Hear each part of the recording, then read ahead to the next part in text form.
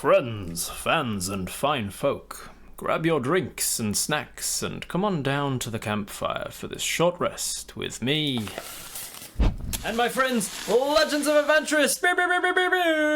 Hello, everyone. How are you doing?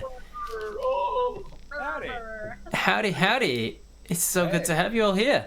And I think the audio is working as well, which is always a plus when I get into these.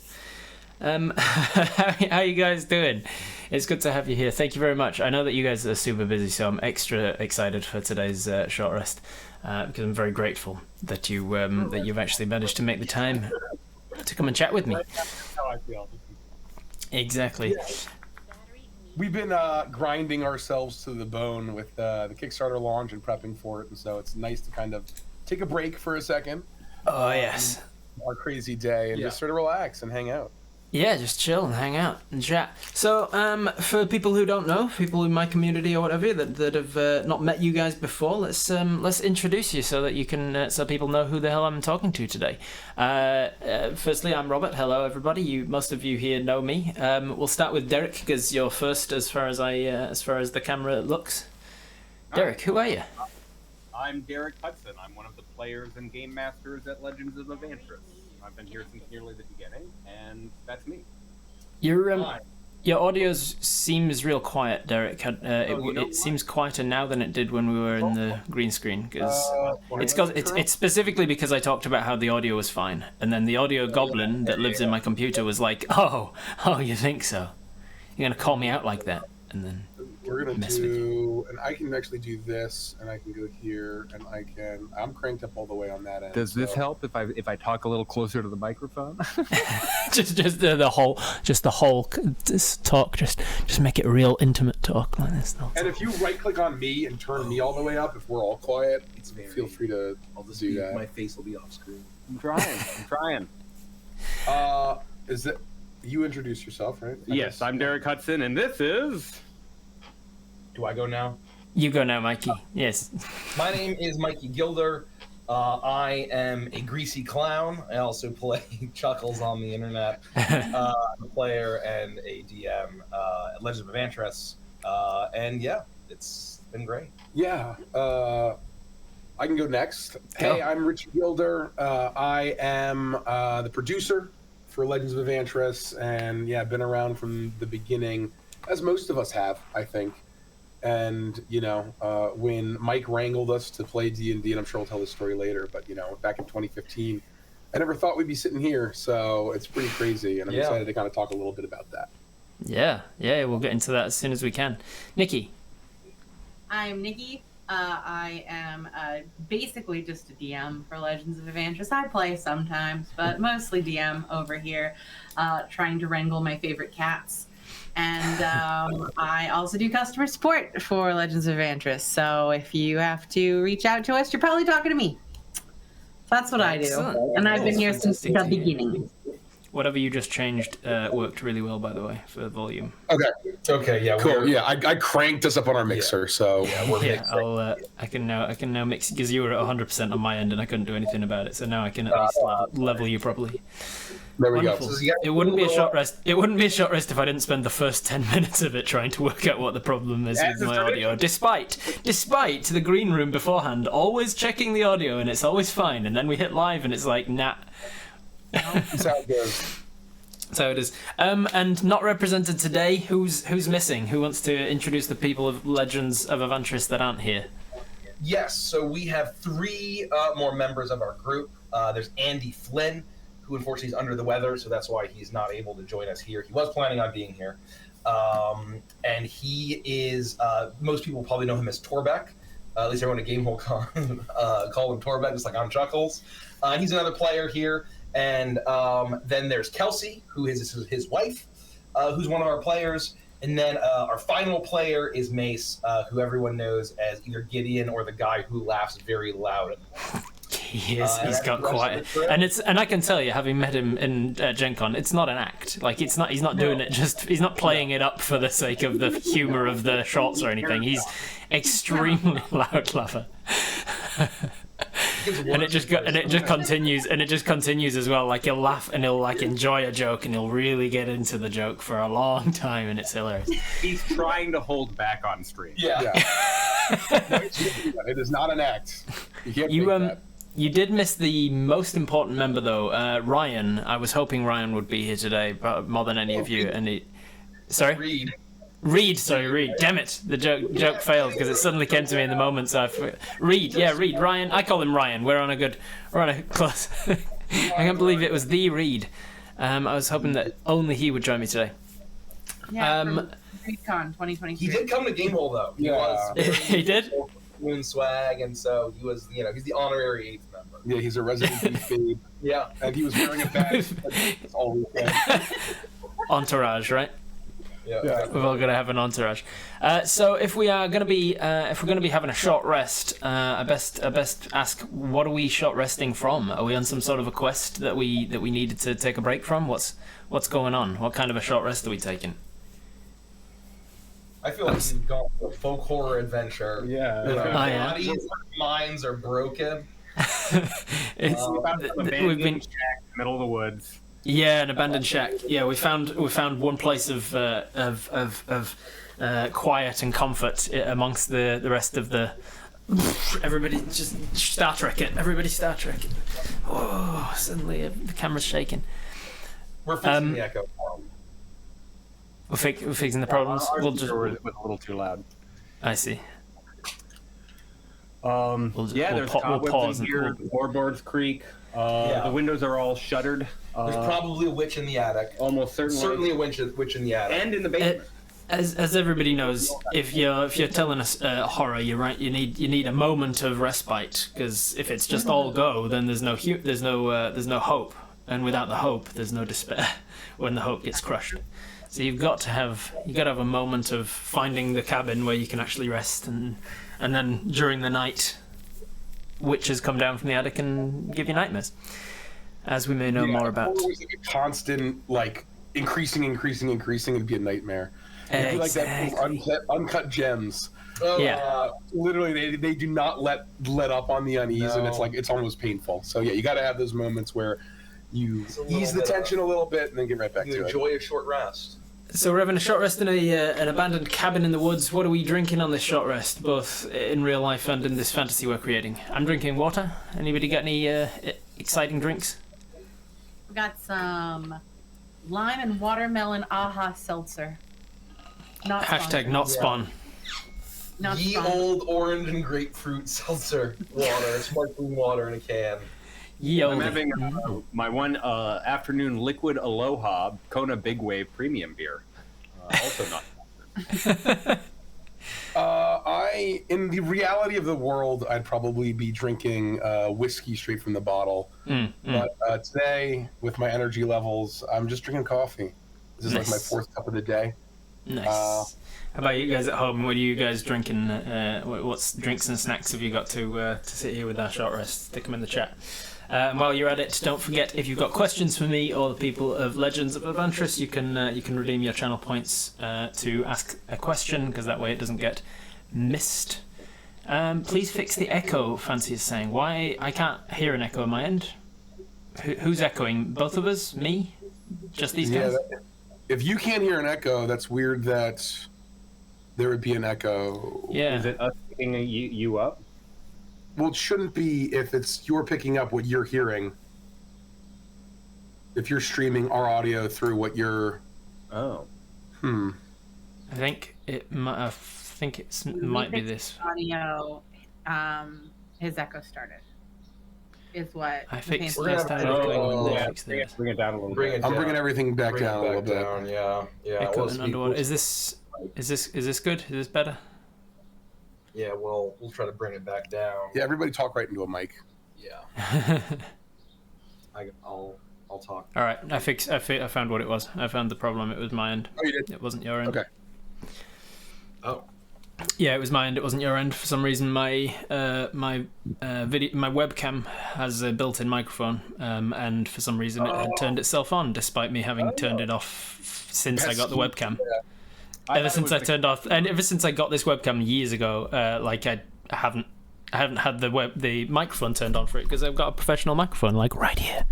But Very nice. but for some reason it's just like, nah, today we're going to turn itself back on again. Okay, fun stuff. God, I love streaming. Don't you guys love streaming? Yeah.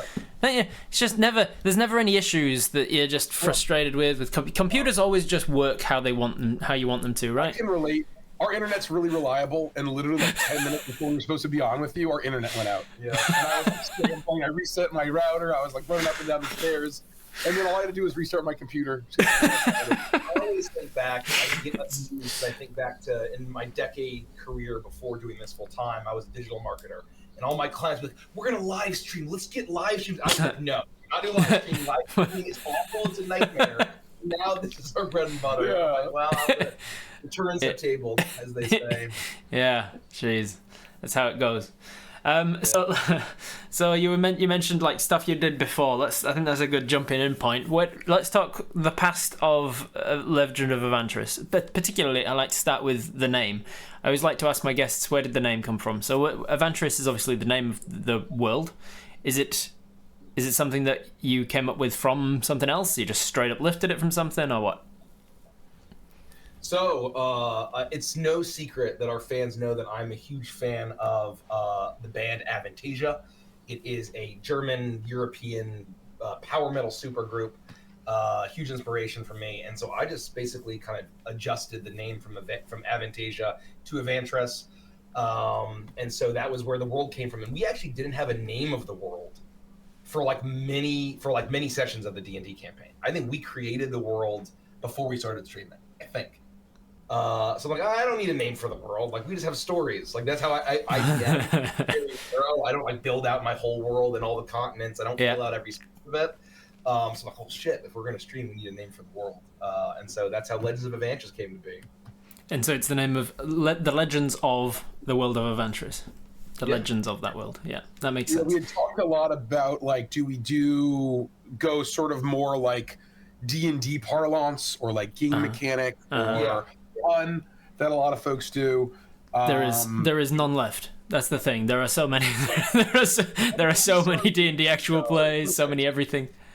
And there was still none left. There's no names that don't have every possible play on the word critical. Everything on roll. Everything on dice. Everything.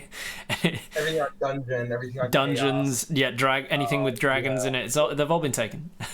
It's really funny because we've been doing this for so long, since 2017, right? 2017. It's that, like, I'll go through and I'll see like a new group that I haven't heard of, and oh hey, we talked about doing that name like 6 years ago. Oh hey, remember when we talked about this name? And so all of them, like our entire like short list at the time, has all been week before we streamed, we were like debating like what do we do? Yeah. And then the reason why Legends of Avantris works, I think, is because it's sort of the double entendre, I guess, of characters and stories are sort of our bread and butter, we think. Yeah. And so Legends in terms of like the heroes that we're playing, but also Legends is like the stories we're telling. Yeah. So it worked on a couple levels, and so we just locked it. It's become a triple too, because our community we refer to as our Legends very much. The Legends. Yeah, that's it's good when you get a community name that just kind of presents itself like that. Like I still don't really have one for my fandom. Like some people in my fandom call themselves the Horde. Some don't like that. So, like Hartley's Horde, but others are like, nah, I don't like that. Sounds too much like a lynch mob. So I don't know. So people are organized, but the trolls. Yeah, some people are on with the trolls.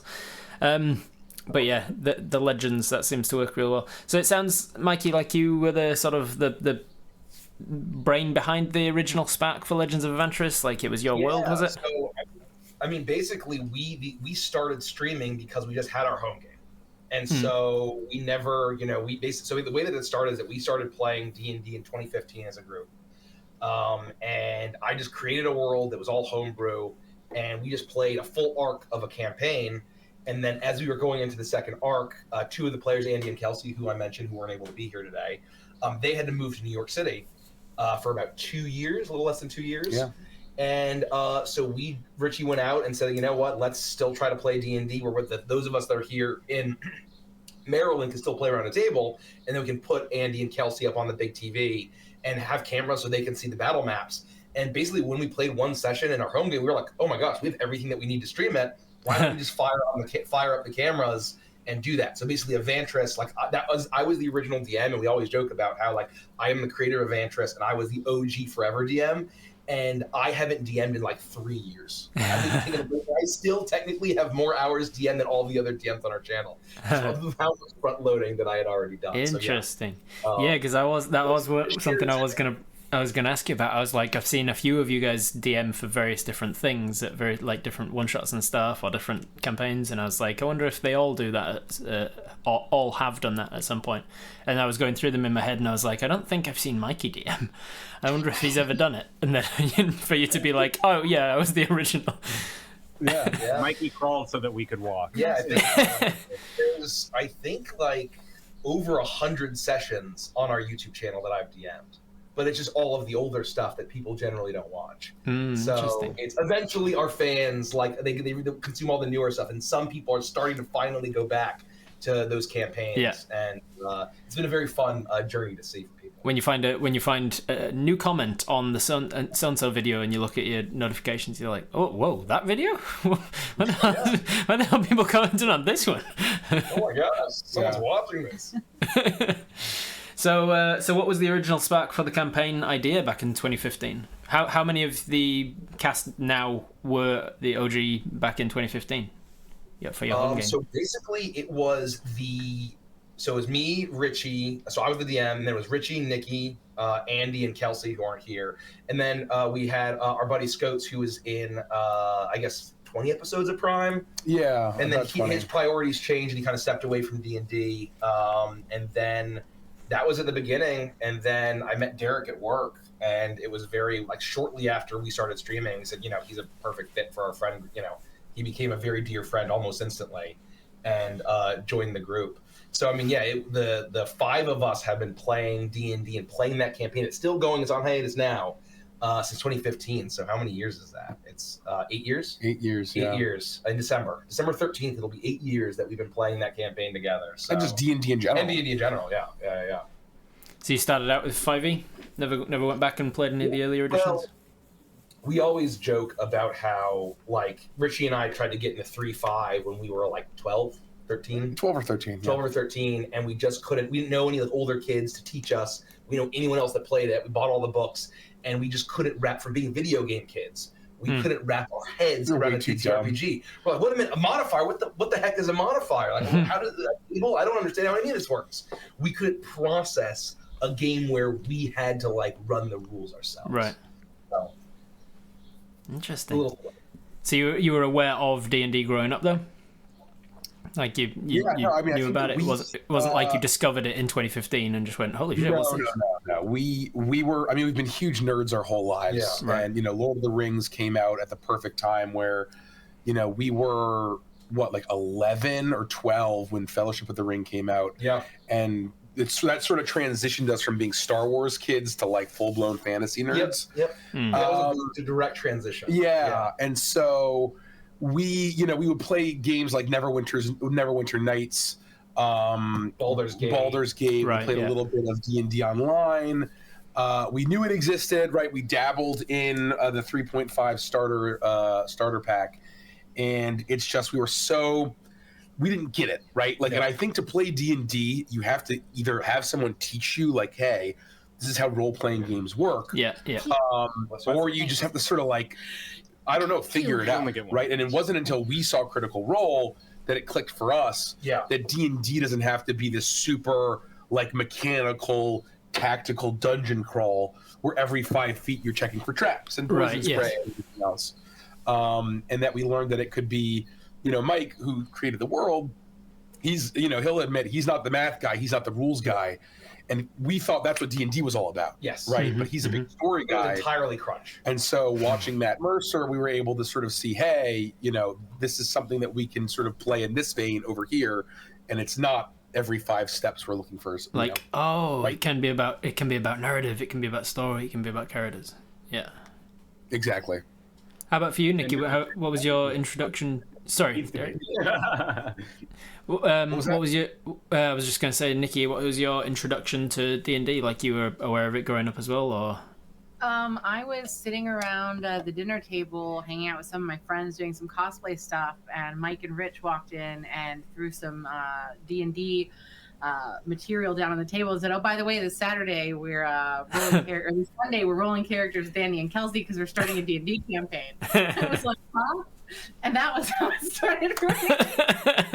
Nice. I really knew nothing about it, and it wasn't until we into started playing D&D that I was then like, "Oh, this was fun." We played our first couple of sessions. I was like, "Wow, this is really cool." And I started watching Critical Role after that, and watched the first campaign, and that's when I really started consuming more D&D, media. So. And you but were you were just a player in Mikey's campaign for the first little while. Yeah. Like you didn't jump into D&D DMing right away. No, I didn't jump into DMing until we first started streaming. Should we tell the story about the Curse of Strahd? No. Part one. Okay, yeah, I'll tell the story. Tell the story. I decided I wanted to DM, and I thought that I could be okay at it. And so we got Curse of Strahd because I'm huge into Gothic horror and just horror in general. And I saw that it was a thing and had to have it. And so I read it like 3 times, and I was ready to DM it. I wanted to give Mikey the opportunity because he used to always joke that he was a forever DM. I wanted to give him the opportunity. It's funny now. Yeah, I wanted to give him the opportunity to be able to be a player at the table. And so I prepared the session. I was ready to go. Now, mind you, we were all familiar with homebrew campaigns, something that was not modular, that didn't have the kind of restrictions that modules have, especially for a very first-time DM who didn't understand in my brain at the time that, like, I don't have to stick to the book. So we're playing it, and they're trying to just run out into the mist. I'm like, you can't do it. Stop it. You can't. Just stay on the path and go to the town, okay? Yeah. And it was not easy. And by the end of it, I was like, I'm never DMing again. This is the worst. Oh, wow. And yeah, I DM every week on Wednesdays. Yeah. Now you're a main DM. Yeah. Yeah. What was it? Yeah. What was it that made that switch for you to then be like, I think I can do this my own way. Like, I think I can make this work as long as I'm doing it in the way that I need to. The next step was when we first started getting into streaming. We were obviously doing our Prime campaign, but I've always, as well as Gothic horror, I've always loved fantasy, specifically like Fey lore and things about the fairies, the Feywild. And I felt like there was just this area that was missing in D&D that was just really Fey focused and whimsical and wild and wacky, and I wanted that, and there was no way for me to play in that, so I was like, well, I could DM it, and all we've ever done is homebrew. Like, I could homebrew a Feywild campaign. And so I just talked to the guys and I said, hey, like, you know, Derek became an immediate best friend. Don't tell him this, but I love Derek. He's a pretty cool dude. And so we just wanted to hang out with him more. And it was a great opportunity to bring Derek to the table and to just have a lot of fun together. And for once again, Mike did not have to be the forever DM. So we did 3 sessions not streamed, and then every other I have had 4 total sessions of D&D in my life that have not been filmed. Wow. And that is the very first Curse of Strahd one, 3 sessions of our Call of the Feywild campaign, which was our homebrew, and everything else has been on camera. I took 2 shots of tequila and just did it. That was how much vividly. how much DMing experience had you had before you started the Witchlight one?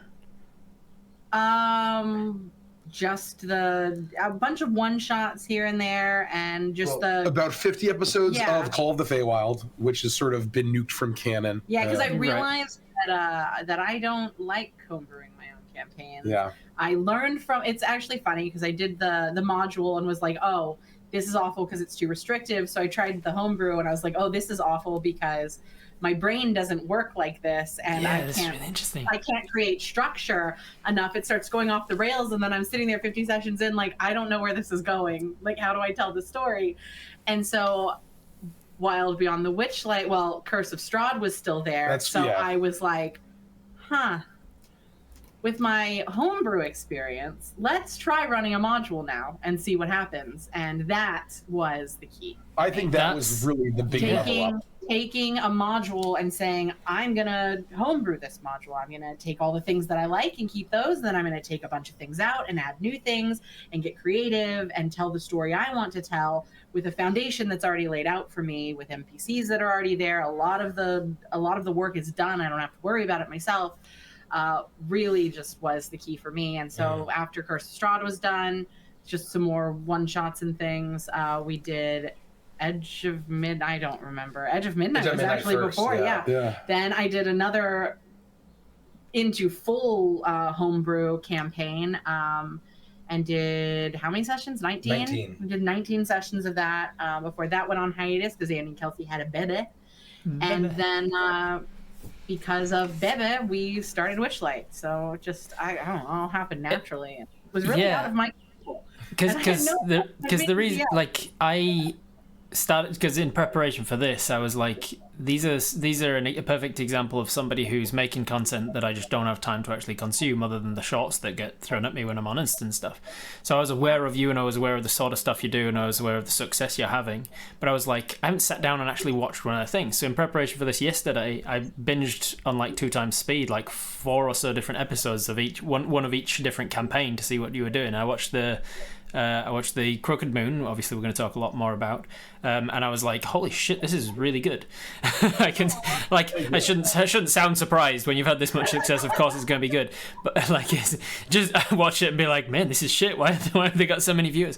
I was like, this is really good. And especially I was like, Nikki's a really good storyteller. And then I went and watched the Witchlight one, and I was like, I'll start with episode 1 because they've got so many of the Witchlight one now. It's like a year old. Maybe there's like some out of date stuff. But then I watched it. I was like, this is a fantastic example of how to run a module, because it feels like a homebrew, but there's story to it and there's plot to it and stuff, and you can see how you are pushing them in a direction without it being on railroads. Like you've got a road for them, not a railroad for them.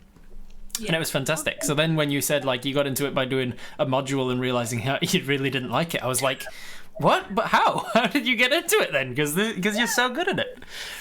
Yeah, I just, first that episode of Curse of Strahd really it opened my eyes to things. And like it's one of the things that we say here all the time is that you have to fail to succeed. Like I had to fail at that session of Curse of Strahd to know what I don't like about modules. I had to fail at that to know what I want from telling stories. And if it weren't for that specific session that I ran, I don't think I would have eventually come back to it and torn it all apart and did it the way I wanted to. So yeah, thanks, Mist.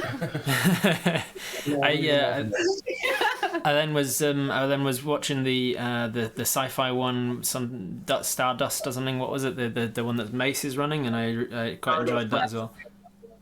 Yeah, quite enjoyed that one as well. And I was like, seeing Mace as the DM is a very different flavor to it, as a different campaign.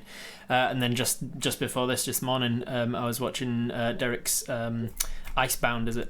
I was watching that one as well and really enjoying it. And again, just a completely different feel. And I thought that one of the wonderful things that you guys have as a group is that you have so much talent and skill as performers and storytellers between you, that you can take the helm and take on different roles and like have different dynamics, because there's 7 of you and not all 7 have to be involved in every project. You have to you can be like, this person's sort of helming this one, but we've got these 4 players, and then they can swap out if somebody's not there for a week and stuff. I'm finding that there's that seems to be a dynamic that really works for you. Is that something that was like a choice that you made right from the very beginning, or you were just lucky enough that you all just had skill with performing on camera? I always say, and then feel free to layer on, is that like I feel incredibly blessed that I get to play D&D with my best friends, and that everybody's so fucking good at DMing and playing. Yeah, it blows my mind that I'm sitting here and I'm just like, oh my god, like, because Mace, he only started playing D&D in 2019, right. And like he's relatively new, and we threw him into into the deep end, because And I'm learning from him now. we've been doing this for 6 years, but we only really had an audience for the last year. Yeah. And so he just got chucked right in, and we had a bunch of people watching the first session. I can't imagine how nerve-wracking that would be. Yeah, right. And so I think we are very lucky that sort of just naturally and organically there wasn't any level of recruitment, right? Nope. Like we are all friends. We've all known each other for like a decade plus. But I think for me, one thing that what I love, and I think it's one of the reasons why we've been able to do this so long, is the variety that you're talking about, where instead of us just playing one campaign, only playing that campaign until the death of the universe or until it ends, and then we start a new campaign, it's that variety of, we have, like right now, I think active campaigns, including the ones on hiatus, we have like 5 or 6 that are sort of ongoing. And so for me, that's a joy of, it gives me that variety and that uniqueness and different characters that I can play either weekly or monthly. That it always keeps it fresh, and I have fun every time. And I mean, it's wild to me that we have 5 DMs, including Andy's he has DM'd on the channel once, but he also DMs at conventions that we've gone to. So we basically have 5 DMs out of 7, and we're all able to play in the same sandbox of Avantris. And so the world building is also very collaborative, and it's the level of trust that we have. And I think that, to going back to your point, I am very grateful that none of us are professional actors, comedians, improv actors, entertainers really. And it's just that maybe it's kind of the idea is that just the energy like attracts like, and we're just as goofy and bombastic off of camera as we are on camera. Yeah, I can vouch for that. It's the energy that we've built as a friend group that it's really grateful that we can have all these moments, no matter who it is. Damn, that's damn good role playing. So what? I'll just add that when it comes to if we seem good now, it's because we made all the mistakes 5 years ago. There was a time where we were doing 2 times a week for a year, 2 years. 2 years, yeah. And then occasionally we'd have a Saturday, and then maybe a Saturday, Sunday. We've made all the errors, right? That's another huge chunk of it, is that we put the reps in to get good at this thing that is tabletop role playing, as opposed to acting or improvising, that kind of thing. Right. It's all useful tools, but knowing how to read each other is as valuable as the friendship is. Yeah, because that's the other thing. You see so many of the successful D&D content creators, or D&D actual plays, especially any sort of TTRPG actual play. So many of the successful ones are because they have some sort of a background in. They've been trained in how to tell a compelling story. Because what makes for good TTRPGs at home with your friends is not necessarily what makes for good ones to watch and to engage with, and so a lot of people make that mistake of going, oh, we're having a lot of fun, therefore let's put some cameras on and people will watch it. And then they wonder why people aren't watching it. And you're one of the success stories, it sounds like, where you were just we've already got everything we need, let's just turn on the cameras. And then people started to watch. Was it an instant thing? People started to tune in and hook into something you got? Or was it took a lot of... Yeah, no, absolutely not. How long were you grinding and streaming and whatever before you started to see an audience? Should I take this one? If we weren't having fun at the table, we would have stopped a long time ago. We should have stopped. Rich, go ahead. Right. So, I mean, when I love you, buddy. we say so tomorrow is actually our 6-year streaming anniversary. Yeah, nice. So Tomorrow. Hey, look at that. Perfect this time. Is we usually have these big weekend-long kind of D&D sessions. So we're playing a session tonight after this, and we're gonna play some D&D tomorrow, hopefully. As long as everyone's feeling okay. But to your point, right, it very much was, hey, we could be playing D&D in a dark room and our sessions would be exactly the same, right? Yeah. So it really was, our thesis or our hypothesis is that we don't need to sort of cater it to an audience per se.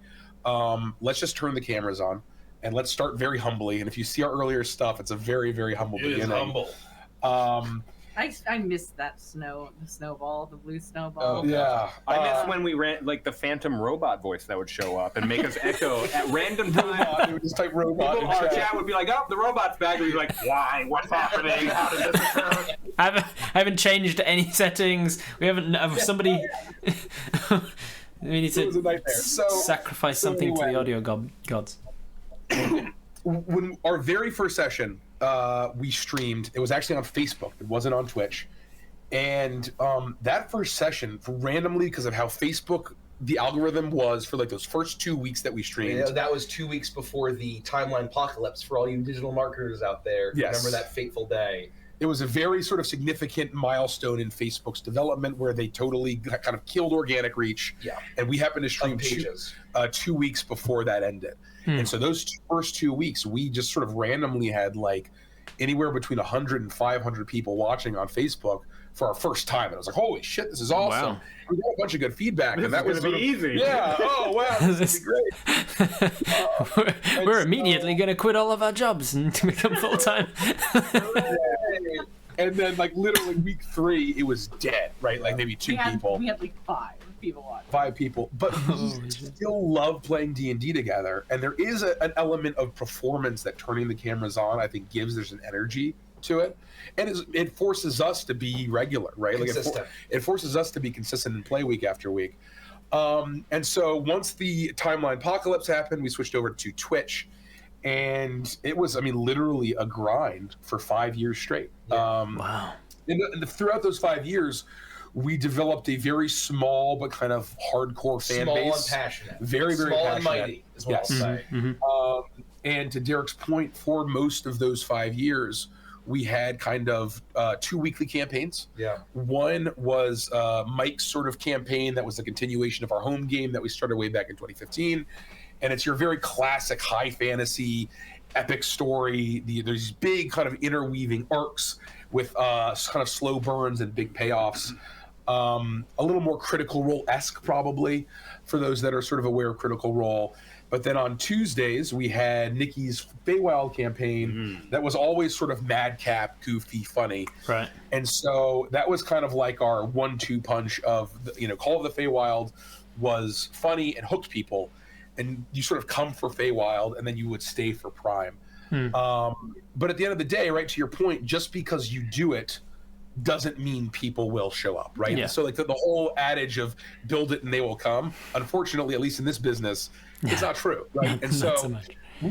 we built this wonderfully small, dedicated audience, but it wasn't until last year where we sort of unlocked the marketing engine of our content with short form content on TikTok, Instagram, YouTube. Now we're on Facebook, I think. Yeah. That's definitely something I want to talk to you guys about at some point, because like the short form that you do is so much above the other stuff that I see, the other D&D short form that I see, that it's like this is really unlocked a lot of audience for them, and rightly so. Like it's incredibly well edited, and there's so much, and like having on the other side of that being a content creator myself as well, and trying to put stuff out there, like how the hell do you find the time to go through the stuff and find the bits that are funny and then edit? Like editing takes so much longer than people realize. When if you've never done video editing, you have no idea how long it takes. Think it's a minute long video, so it'll only take them like half an hour to put together. No. Yep.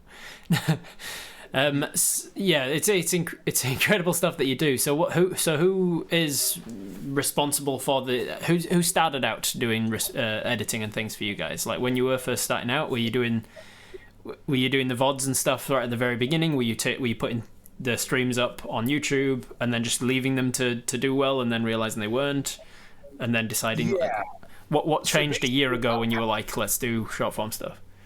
Right. So how it sort of worked, right? It's very standard. I think a lot of, D&D channels, we weren't the only ones, but it's sort of this trap that you can fall into where I'm going to show up and play D&D 1 to 3 times a week. Yeah. I'm going to upload it to YouTube. And if I just keep doing it, eventually something will happen. Eventually we'll get discovered. Right. And so, like we were months or even years in some cases behind on getting our VODs up on YouTube. It was very kind of sloppy. We were so focused on streaming a ton and streaming as much as we could, and 2 to 5 streams a week. And we were putting all of our eggs in that basket. And then, we're an at the table group, right? And when COVID hit, that really took the wind out of our sails to the point where we took a hiatus for pretty much a year. Yeah. And that kind of got us in the knees. And then when we came back, we sort of came back to the table, but we sort of went back to business as usual. And we had these, you know, in our opinion, these great stories, and we loved it so much. And you know, but you know, the hardcore audience loved it, right? But it's sort of, unless you have something that can break through to the broader audience, you know, nothing really hits. And so it was in May, I think the very end of May, very early June of last year. I had seen a D&D channel that sort of we were friendly with go from, you know, sort of where we were, right, like 5 to 20 viewers on average, up to 100 on average. And I'm like, whoa, that's awesome. Like, how did they manage to sort of do that, right? And I went down their TikTok, and they had some crazy, like, 8 million view TikTok. Wow. And then I'm like, oh, shit. We've been sort of talking about doing clips for years and years and years. And to your point, it's so freaking time consuming. But, you know, we were almost on the verge of, like, at what point do we throw in the towel, right? We've been doing this for 5 years. You know, we're having a great time. We're all creaky bones. You take screenshots from every episode. You can watch me gray and it looks like the end of the last crusade. Some of us have bebes, we've got lives. It's incredible that you actually find time to do it as consistently as you do, because as we all know, like, scheduling is the BBG of all TTRPGs. Yeah, and so it was, you know, it's such a time commitment, and right, scheduling, getting everybody to the table, it's tough. Is it worth it? And Mike and I looked at each other when we saw this, and we're like, you know what? Let's just try this and see if it works. And if it doesn't, we had a great time. I don't regret a single second of it. And so we basically, Mike and I joked that we sacrificed our summer, the summer of 2022, at the altar of Avantris, where literally every single waking moment was either me doing my corporate job, 40 to 50 hours a week, and then my 9 to 5 was corporate job, and then my 6 to 2 was editing shorts. I mean, so literally, I don't think we did anything else, right? We didn't go on any trips. We didn't really do anything. Didn't really see any friends. We just edited shorts, and we tried to get them out done as quickly as possible. But to your point, right? Like, I can totally relate. A 30 to 45 second short sometimes took me 5 hours, right, to edit down. And so it was great. And then you're so invested into it, but like the shorts monster is all about like, moved on, and you're like, you've put in all of the effort and work and time and thought and love, and you've thought about every like frame in it to try and get it under a certain amount of time. Like, I've been there where you're like, it's a minute and 1 second, which part of it am I going to cut to get down? And you've thought about all that, and then somebody goes, and then they move on to the next one, and you're like, at least like it. At least engage with it somehow. And totally, I mean, literally, like, there would be times where Mike and I, we're at a minute and 5 seconds, and we're going through and we're trying to remove frames, individual frames, so that we're just kind of getting it under a minute. And so we could totally relate. And you know, as I did it, we got a little faster, but you know, the fortunate or unfortunate thing is that we had at that point 5 years of backlog, and in our heads, we had all these funny moments that we remembered. And so when we first sat down and did it, we just like, hey, let's go mine all of the most memorable moments of the last 5 years. Let's turn them into shorts. And so we started to run dry right as we started our Witchlight campaign. Right. And that ended up being just this absolute madcap campaign that had, like, you know, multiple shorts an episode, and that kind of kept us going. And so it was really just me through March, and then come March, Mike started to edit them. I took over. And now we're at the point where we have a couple editors, very wonderful editors that we work with that do our shorts, and that's the only way that we've been able to do the sort of the Kickstarter while still having it going, right? Because that's the other thing. Like, I'm doing so much through the day. I'm like, I can't imagine how you're doing everything that you're doing with all of the different campaigns that you're going. I know that some of them are on hiatus, but even the ones that aren't, like, that's a lot of stuff you're doing. And then also to have shots and things.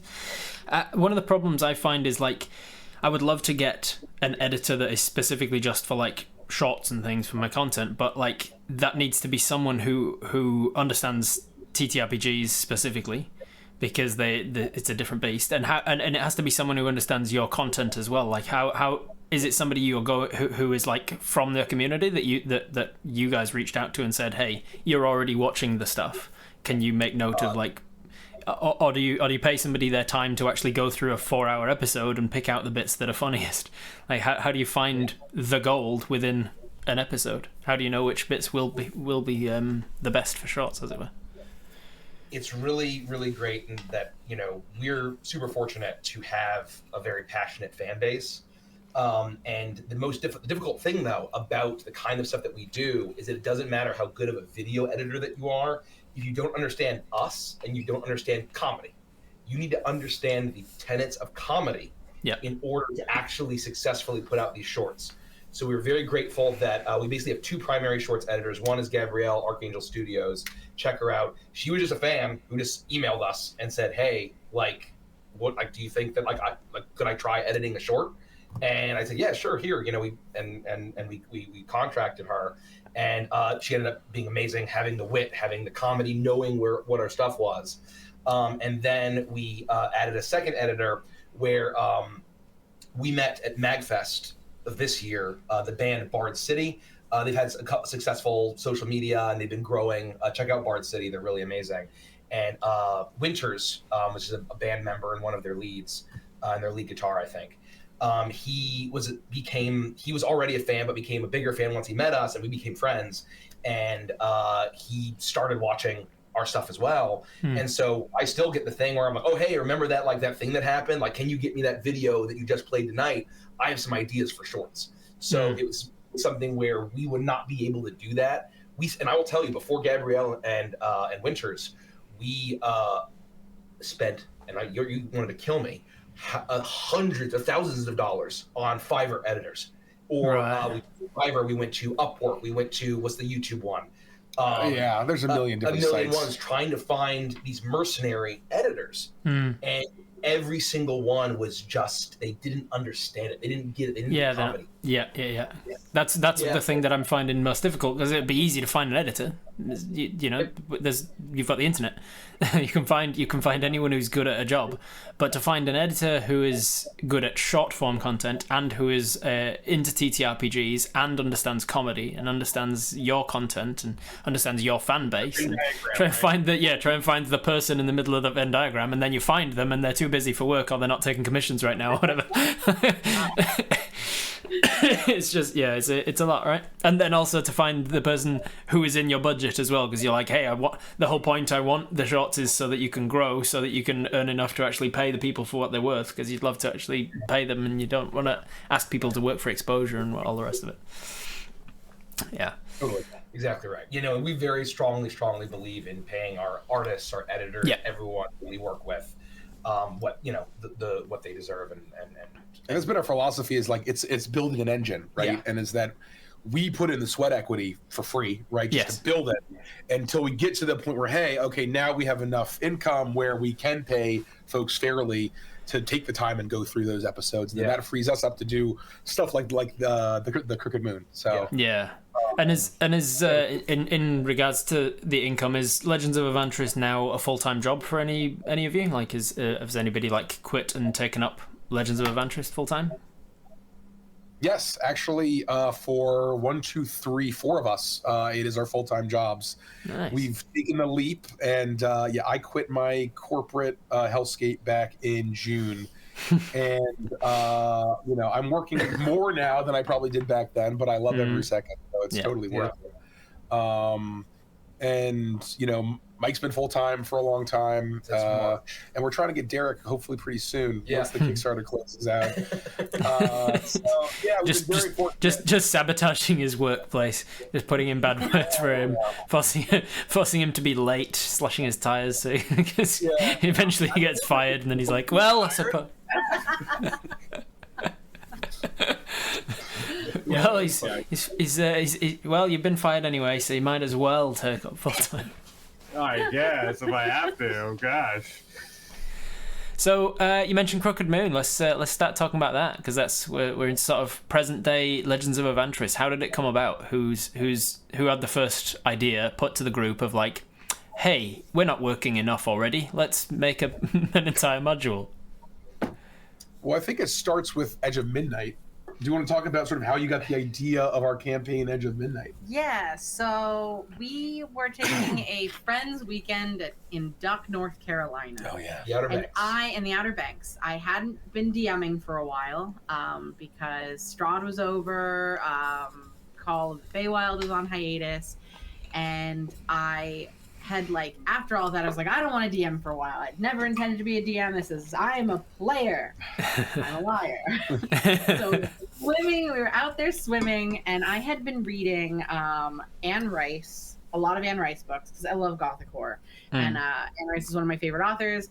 Be wary about reading her stuff. It's a little racy. It's from the 80s. Just be aware. It's not for the faint of heart. But there were a lot of things in some of those books that really inspired me and got me thinking about wanting to, once again, from the homebrew campaign to the homebrewed module, wanted me to go down the path of trying another homebrewed campaign again. So we're swimming out in the water, and I pull Rich and Mike aside. I'm like, look, it's a little bit out there, but I'm feeling spooky again.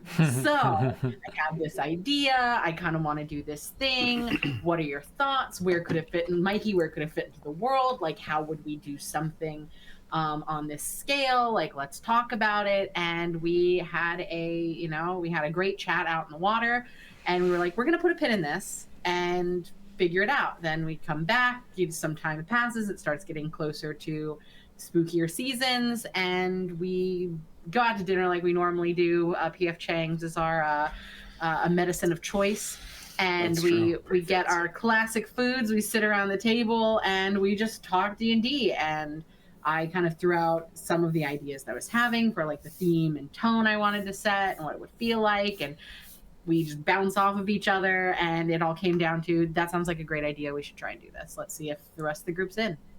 I think that's where it began. Yeah. So and how long ago is that? What sort of time scale are we talking? From inception to actually happening? So that was in the summer of 2021. Yeah. And from my point of view, so then we started playing in the fall of 2021. And I think that's when we really realized that horror was something that we did really well. Yeah. And it was almost like this over-the-top horror. Like Curse of Strahdanya was very grounded and very gothic horror. This was much more folk horror, and we're all playing kind of these Halloween-y races and classes and these character tropes. And I think that when we sort of played those 19 sessions of Edge of Midnight, even though there were only 19 sessions, I think for all of us, and I won't speak for everyone, but at least for me, it holds a special place in my heart for it felt special, right? Yeah.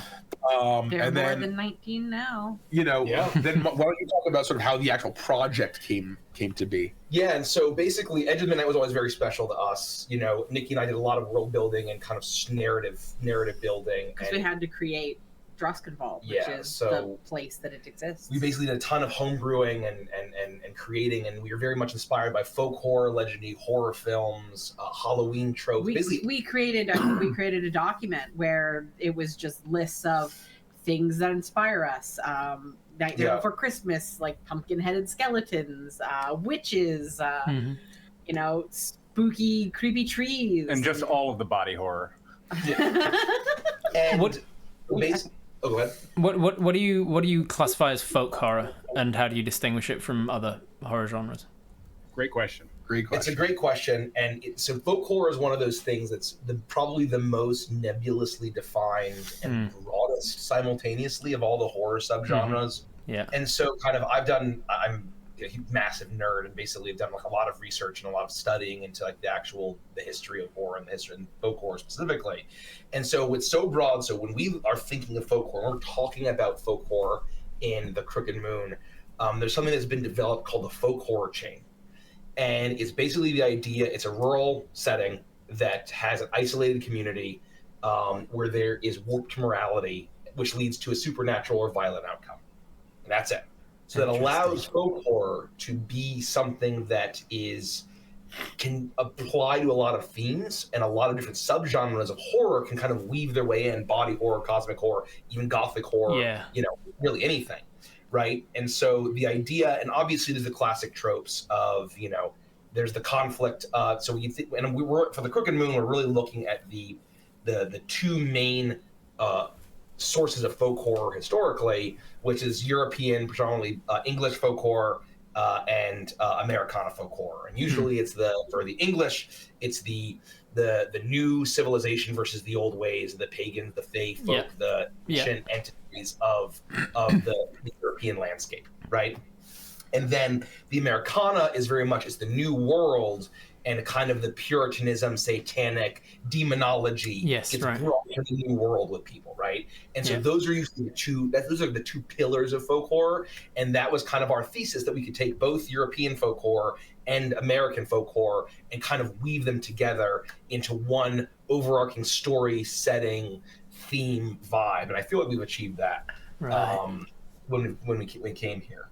And that's the sort of horror that you consume.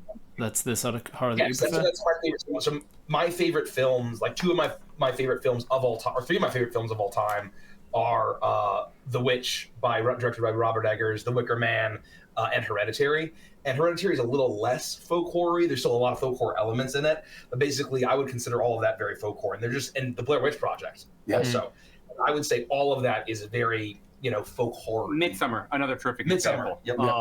But you can find, once you see the pattern, the folk horror chain that Mikey described, you start realizing that horror you've been enjoying, where you've been thinking about it in just sort of broad horror sense, or you've been assigning it some other category, all of a sudden you go, I didn't realize that fit the mold, and it's very illuminating. Because I've always found horror really interesting, because I always hated it. Like growing up, I hated horror. I don't watch horror. I don't consume horror because I've got a really active imagination.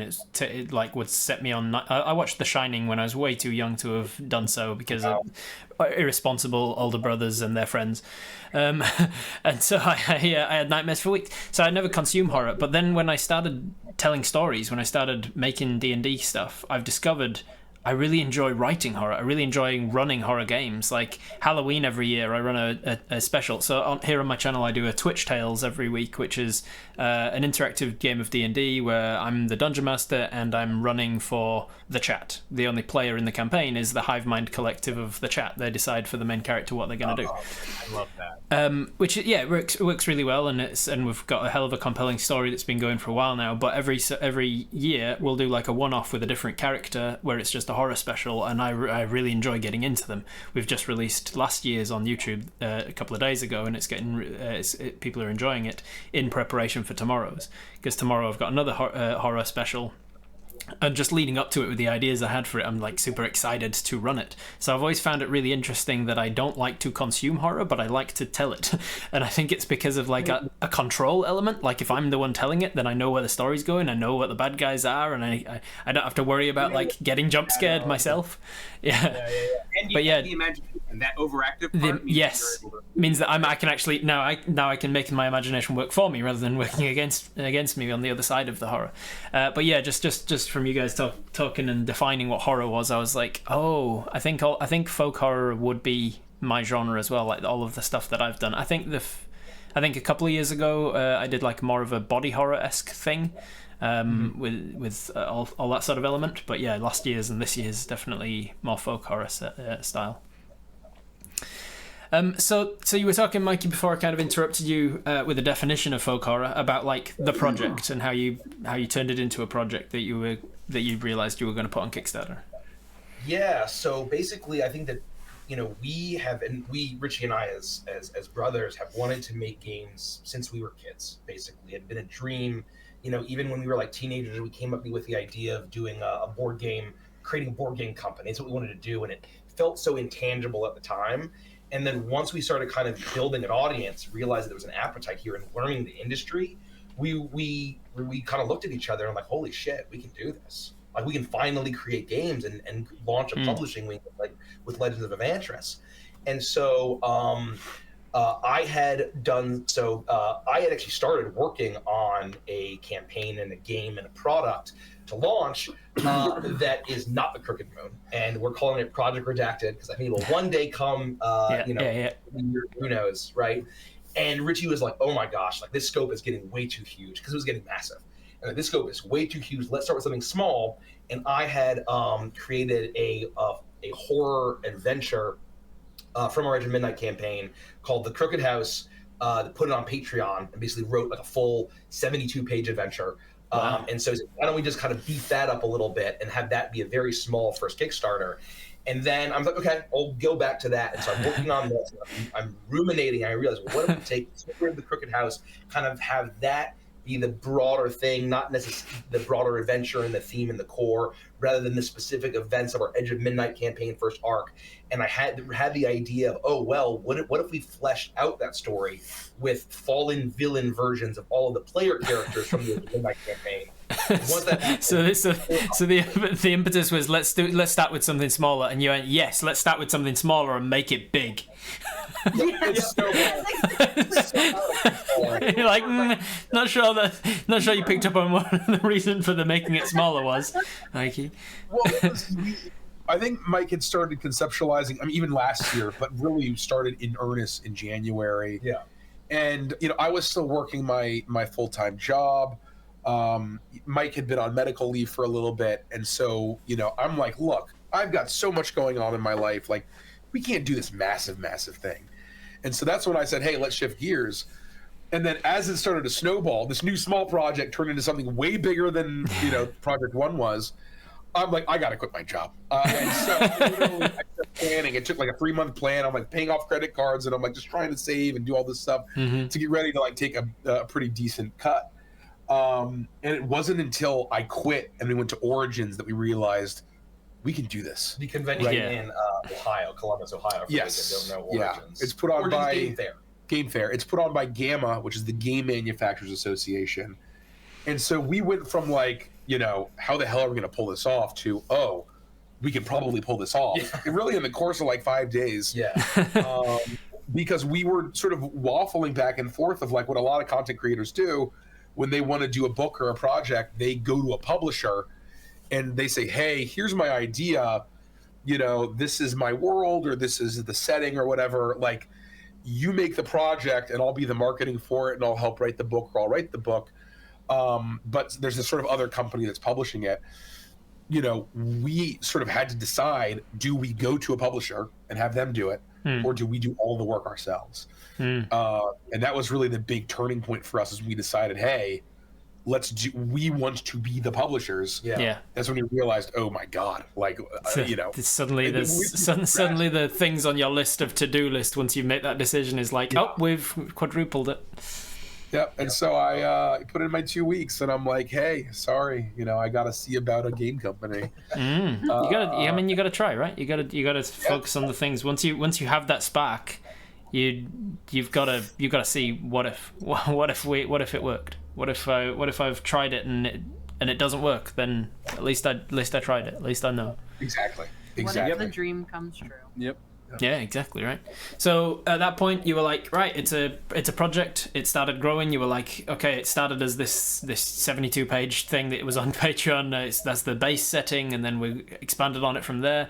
At what point were you like, this needs to be a Kickstarter, and we need this and this and this involved in it? Like how did you set the scope of it? Did you set the scope? Did you like set limits and be like, it can't be bigger than this? Yeah, well, yes. And so basically, we're very we set those limits, then we ignored the limits. An absolute massive beast. But actually, there was a point where we basically said, okay, we need to because Drusk involved the setting that we made for Edge of Midnight is a lot broader than just folk horror. Folk horror is the core and the heart of it. It's a lot broader than that. So what we did is like, okay, we need to focus on like this new area that had never been invented before, that just the folk horror setting that we could possibly imagine, and weave in all of our things, all of these different elements of folklore and horror that we just, in order to flesh it out and make it a compelling setting and adventure.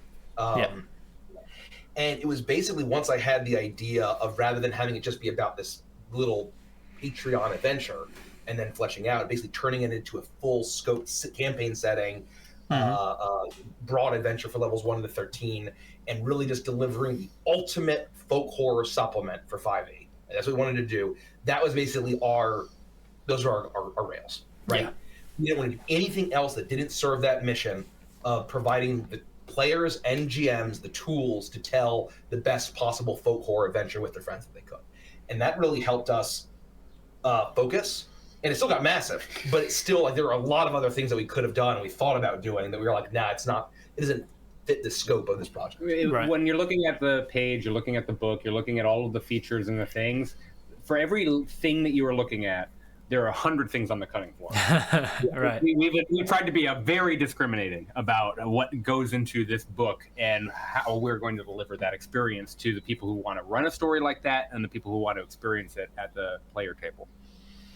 When you have 7 people that are all working on a project like this, how do you stop it becoming the problem of too many cooks spoil the broth? How do you find the niche that each of you has? I know that you've got Richie. You said you're the producer. Derek, I got your business card when we were at Gen Con, and it said something else. Like everybody's got their own role. Design for me, I make the container or I build the stage so that everyone else can dance. So it's And is these things that because like it tied into something you already were doing in your own job, say, Derek, or like do you do design? Or? Talk a little bit about where I got into D&D, but what has always attracted me is mechanics. So there's a huge chunk of like how we are going to convey these things in a 5th edition-y way, or in a way that mechanically makes sense, or what the subsystems are going to be, or how we're going to structure and lay these things out, and fill each chapter with the story and the narrative and the vision and the flavor. That is where we have been able to create emulsions in campaigns past, and that'll be true for this book. So that's where I'm making much of my contribution, in addition to the graphical design and how things are going to look and feel, working with Rich on manufacturing, that sort of thing. I think we're all very lucky that we all have varying skill sets. So none of us really overlap on what it is that we can provide to the campaign. So we are capitalizing on what each person does best and putting each person in a specific role and space that they're going to do well.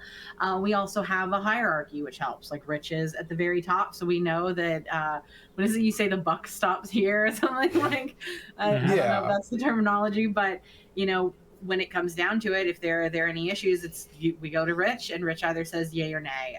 When it comes to story and things like that, Mikey's the guy, and we know that we go to Mikey, and Mikey is gonna handle it. When it comes to things like graphic design and a website and things like that, we go to Derek and we deal with that. When it's basically everything else, we go to Jack of all trades, Andy, and he'll figure it.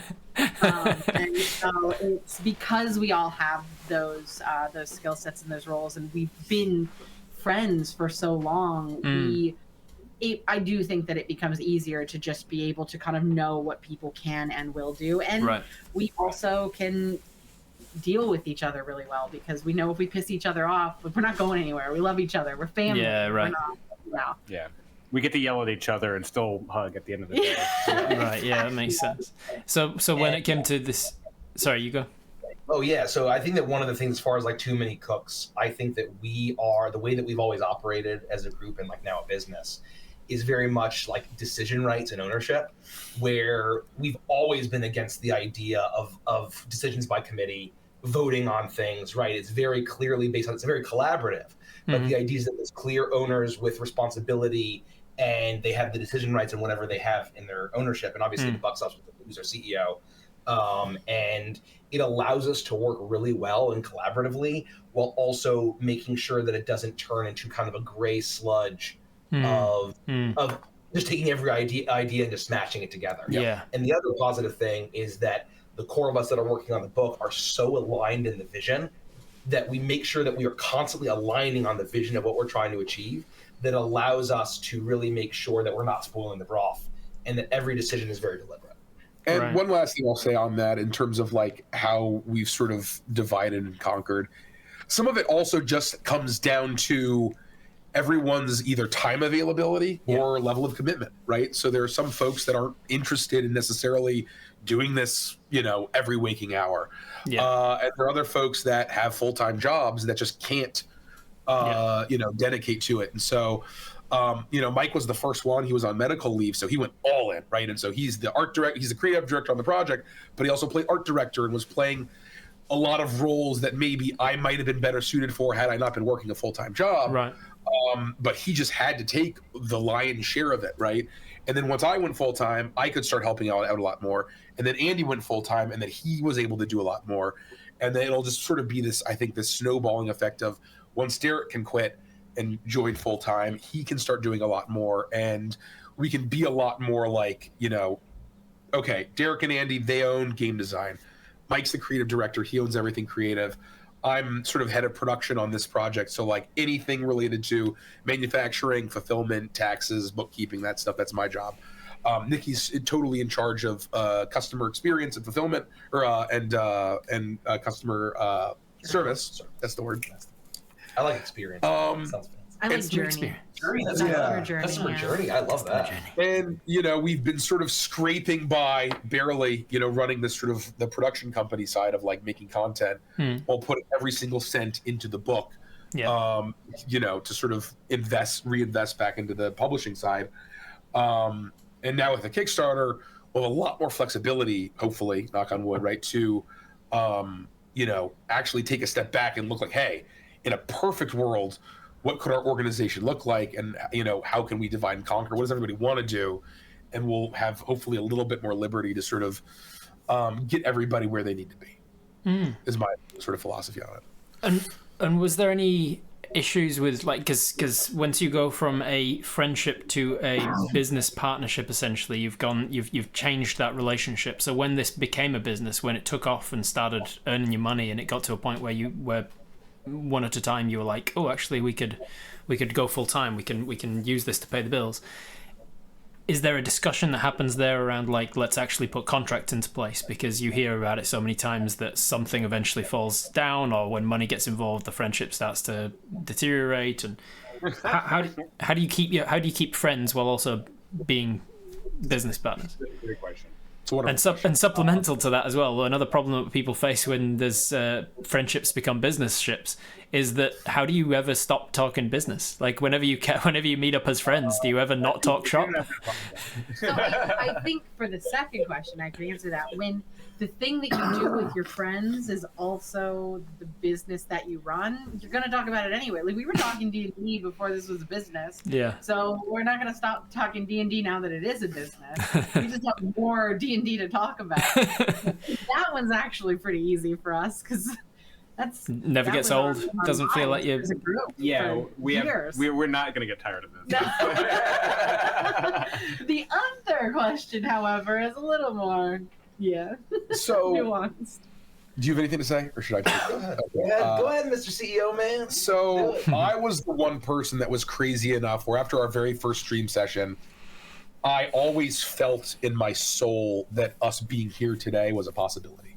Yeah. And so for me, my job for the last 6 years has been just me holding that fire. I like to quote Rush a lot. And so holding my fire has been sort of my philosophy, and just keeping it alive and keeping everybody rowing in the same direction. And so technically speaking, though, if you hold a fire, you'll smother it. So it's that. Right. Yeah. Gotta really. Not like literally like this. Adding any little bit of killing I can keep it alive for 5 whole damn years. Through all of the different turbulence with COVID and different life events and things like that. Just side note, just real quick, I find it really fascinating as well that you were working before COVID and then actually stopped over COVID. Like this D&D stuff, you would actually took a break. That's the opposite way around to most of my guests. Most of the people in the content creation sphere for D&D, I'm like, how did you get started? They were like, well, COVID hit and I was at home, so I had more time to actually play D&D, and then I decided. So it's funny that it's the opposite. We had to step away for the entire quarantine time because we tried 4 sessions of virtual. It's not and we missed the table too much. It's not for us. Virtual sucks, man. I fucking hate virtual D&D. When you're familiar with in-person D&D, virtual then is like, oh man, this is off-brand. A lot of what we do is based on mannerisms. So like when we jump in to do things at the table, we're picking up on like little intakes of breath or the way like Mikey moves or something like that. That's exactly right, Nikki. Yeah. And you don't get that in virtual tabletop. And we have done this for so long. We have that muscle memory of playing at the table with each other. When we were virtual, as a DM, that was rough. That was like that first session of Curse of Strahd in the Mist. It hurt. You can see this much of somebody and not their whole body language. You don't see. And one of the things I find hardest as doing virtual D&D from the DM side of things is that if I'm a DM and there's like 4 people at a table, let's say, you split the party for whatever reason. The rogue goes off to do some scouting, or somebody's like having a moment with an NPC. You can have that moment, you can chat with that guy, and he's here at your side. And then the other 3 can just talk amongst themselves in character. They can talk about they can rearrange their inventories and stuff. They can have discussions, and then you can come back to them and be like, right, what are you guys talking about? But you can't do that if the microphone's picking up everybody up equally, and you can't talk over each other. So you just kind of got to sit there and wait your turn, and you're not allowed to say anything or whisper anything to your mates. I think they're difficult. I think that there are plenty of people who have great joy playing virtually with friends or with strangers. There are all sorts of form factors of how you can play virtually. I'm nothing against virtually, and I played great games. But when it came to the Avantris crew, it's all table all the time. The magic was us being a person. It was a strategic decision, and it was a risk. Like, honestly, when we decided to say, hey, we're going to go on hiatus, we might lose all of our audience. And for us, it was particularly rough because the end of 2019 was really, really good for us. Mm-hmm. We were playing Curse of Strahd, which was really resonating with a lot of people, and our audience was starting to grow a lot. And we're like, 2020 is going to be our year. It's like double that for 20. It's going to be awesome. Yeah. And it's just, crowbar to the knees. Never say it out loud. Yeah. And so, as we're all on hiatus, and to your point, all of a sudden the number of D&D streams, I think tripled or quadrupled. Quadrupled. Yeah, quadrupled over COVID. And we're like, oh shit. Like, when we come back, do we even, what happened? Is there a niche for us anymore? Yeah. Right. And, and is the audience still there? And so, but basically kind of back to your question, it was always in my mind. And so as, in every phase of Avantris, and we have sort of internal phases that we're about, every phase, it was always my job to be very open and communicative about potential and about, making sure that everyone's aligned where, hey, you might not see the vision that I have, but, this is something that could happen, that, this isn't just our weekly bowling league game. I'm viewing this as, hey, maybe we'll get to do some cool stuff like guesting at conventions. Maybe we'll get to do some cool stuff like having a Patreon one day, or making a little bit of side cash on Twitch. And so I think, there was some growing pains about everyone kind of coming along and like, oh, well, I really don't want this to be a huge thing in my life. I just want it to be like my weekly thing. Yeah. And then we started to have more and more kind of serious business discussions, even when we weren't really growing that much. Yeah. But I made sure that everyone was very much aligned, so that there wasn't any question of, hey, this is what we're driving towards, and if you would like to, if you want to be, you're able to help or commit or join for as much as you want or as little as you want. And it's always been everybody's choice. And I always say everybody needs to make their own choice. I will not make anybody's choice for them. I just want to provide the opportunity and the option for them. Yeah. And so I think that once we finally started to take off, we were in the basically a prime position where like we'd been having years of discussions about what if we get to this point where our organization was set up to the point of, we all of a sudden didn't have to scramble and figure things out. It really was just the technical stuff of like filing as an LLC and drafting an operating agreement and dealing with taxes and all of that. Like that was the tough stuff, but that was sort of just we had already spent years planning on how it was going to work and who wanted to do it, and you know, we've had people leave because it wasn't what they wanted. And so it is, you know, the people that are here because they want to be, and that Rich made very clear to us what could potentially happen. So I think it worked out well for us that we did have those 5 years. In retrospect, it's so lucky that we did. Yeah. Like it made us stronger and healthier that we had to go through that 5-year period. Not that we weren't laughing and having the storytelling times of our lives throughout, but that we had worked through a lot of this stuff in that way. But and we all grew as individuals in those 5 years. We all grew up. We're like really freaking old now. And just to answer your original question about kind of mixing friends and business, bringing us full circle. I mean, going down a lot of cul-de-sacs is what we do here at Legends of Avantris. We kind of get off these tangents and we eventually come back.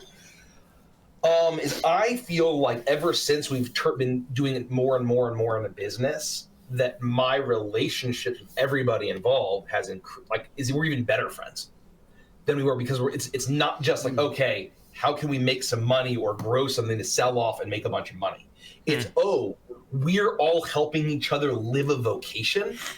That is a 0.00000% chance of people in the world who get to basically live their vocation with their best friends and do all of that. That to me is a totally different thing than like, money's involved and suddenly we all start tearing each other apart like fucking hyenas. Pardon my French. Derek's plotting right now. Makes sense. Like, well, stop flashing my tires. Quit your job already. Right. There has to be an ultimatum. If you quit your job, not an ultimatum, an agreement, like a hostage situation. I'm holding your car hostage until you quit your job. Yeah, I mean, it sounds like you have, as you say, with the very, very, very minute percentage of chance of this working, it seems like you've won the lottery in that respect, that you have found a bunch of people who are fantastic storytellers, fantastically business-minded, on the same page in terms of how much they want to be involved and where the direction of this is going, and you've really lucked out, as it were. You lucky bastards. Yeah, Rich says it's lightning in a bottle, because the fact that we all just happen to be friends and we all just happen to enjoy doing this, we all happen to have separate skill sets, and we're willing to stick out this journey and do all this together is really, it's 1 in a million. It's very special. It's excellent to hear that you have like a hierarchy as well, that Richie is, that you do have somebody that's like the dictator, as it were, because I find that that's something that people don't always... What was that? Benevolent dictator. Yeah, of course. I say it with the greatest of fondness, because I have a background in acting and I've done film acting, and a film set is one of the last few dictatorships in the world that like exists in out of necessity. A film set is a collaborative dictatorship. The director, and I think it's a coincidence that director and dictator sound so similar. The director of a film is like, it and has to be by necessity, has to be the one that has ultimate say over everything. It's not a democracy. We're not voting on this thing. I'll take your input. A good director will take the input of the camera guy, and to even take the input of like the gaffer and whatever. Like a good director will listen to people and vibe out what people are thinking about the whole thing. But ultimately, they have to make the decision. This is what we're doing. And I think that's similar to how something like this has to work. There has to be somebody who is ultimately the person who can break ties, as it were, or what have you. We have the ability to override if we want to. Each one of us puts a knife into one of his tires, and if all 4 tires are slashed, then we know that that's your veto.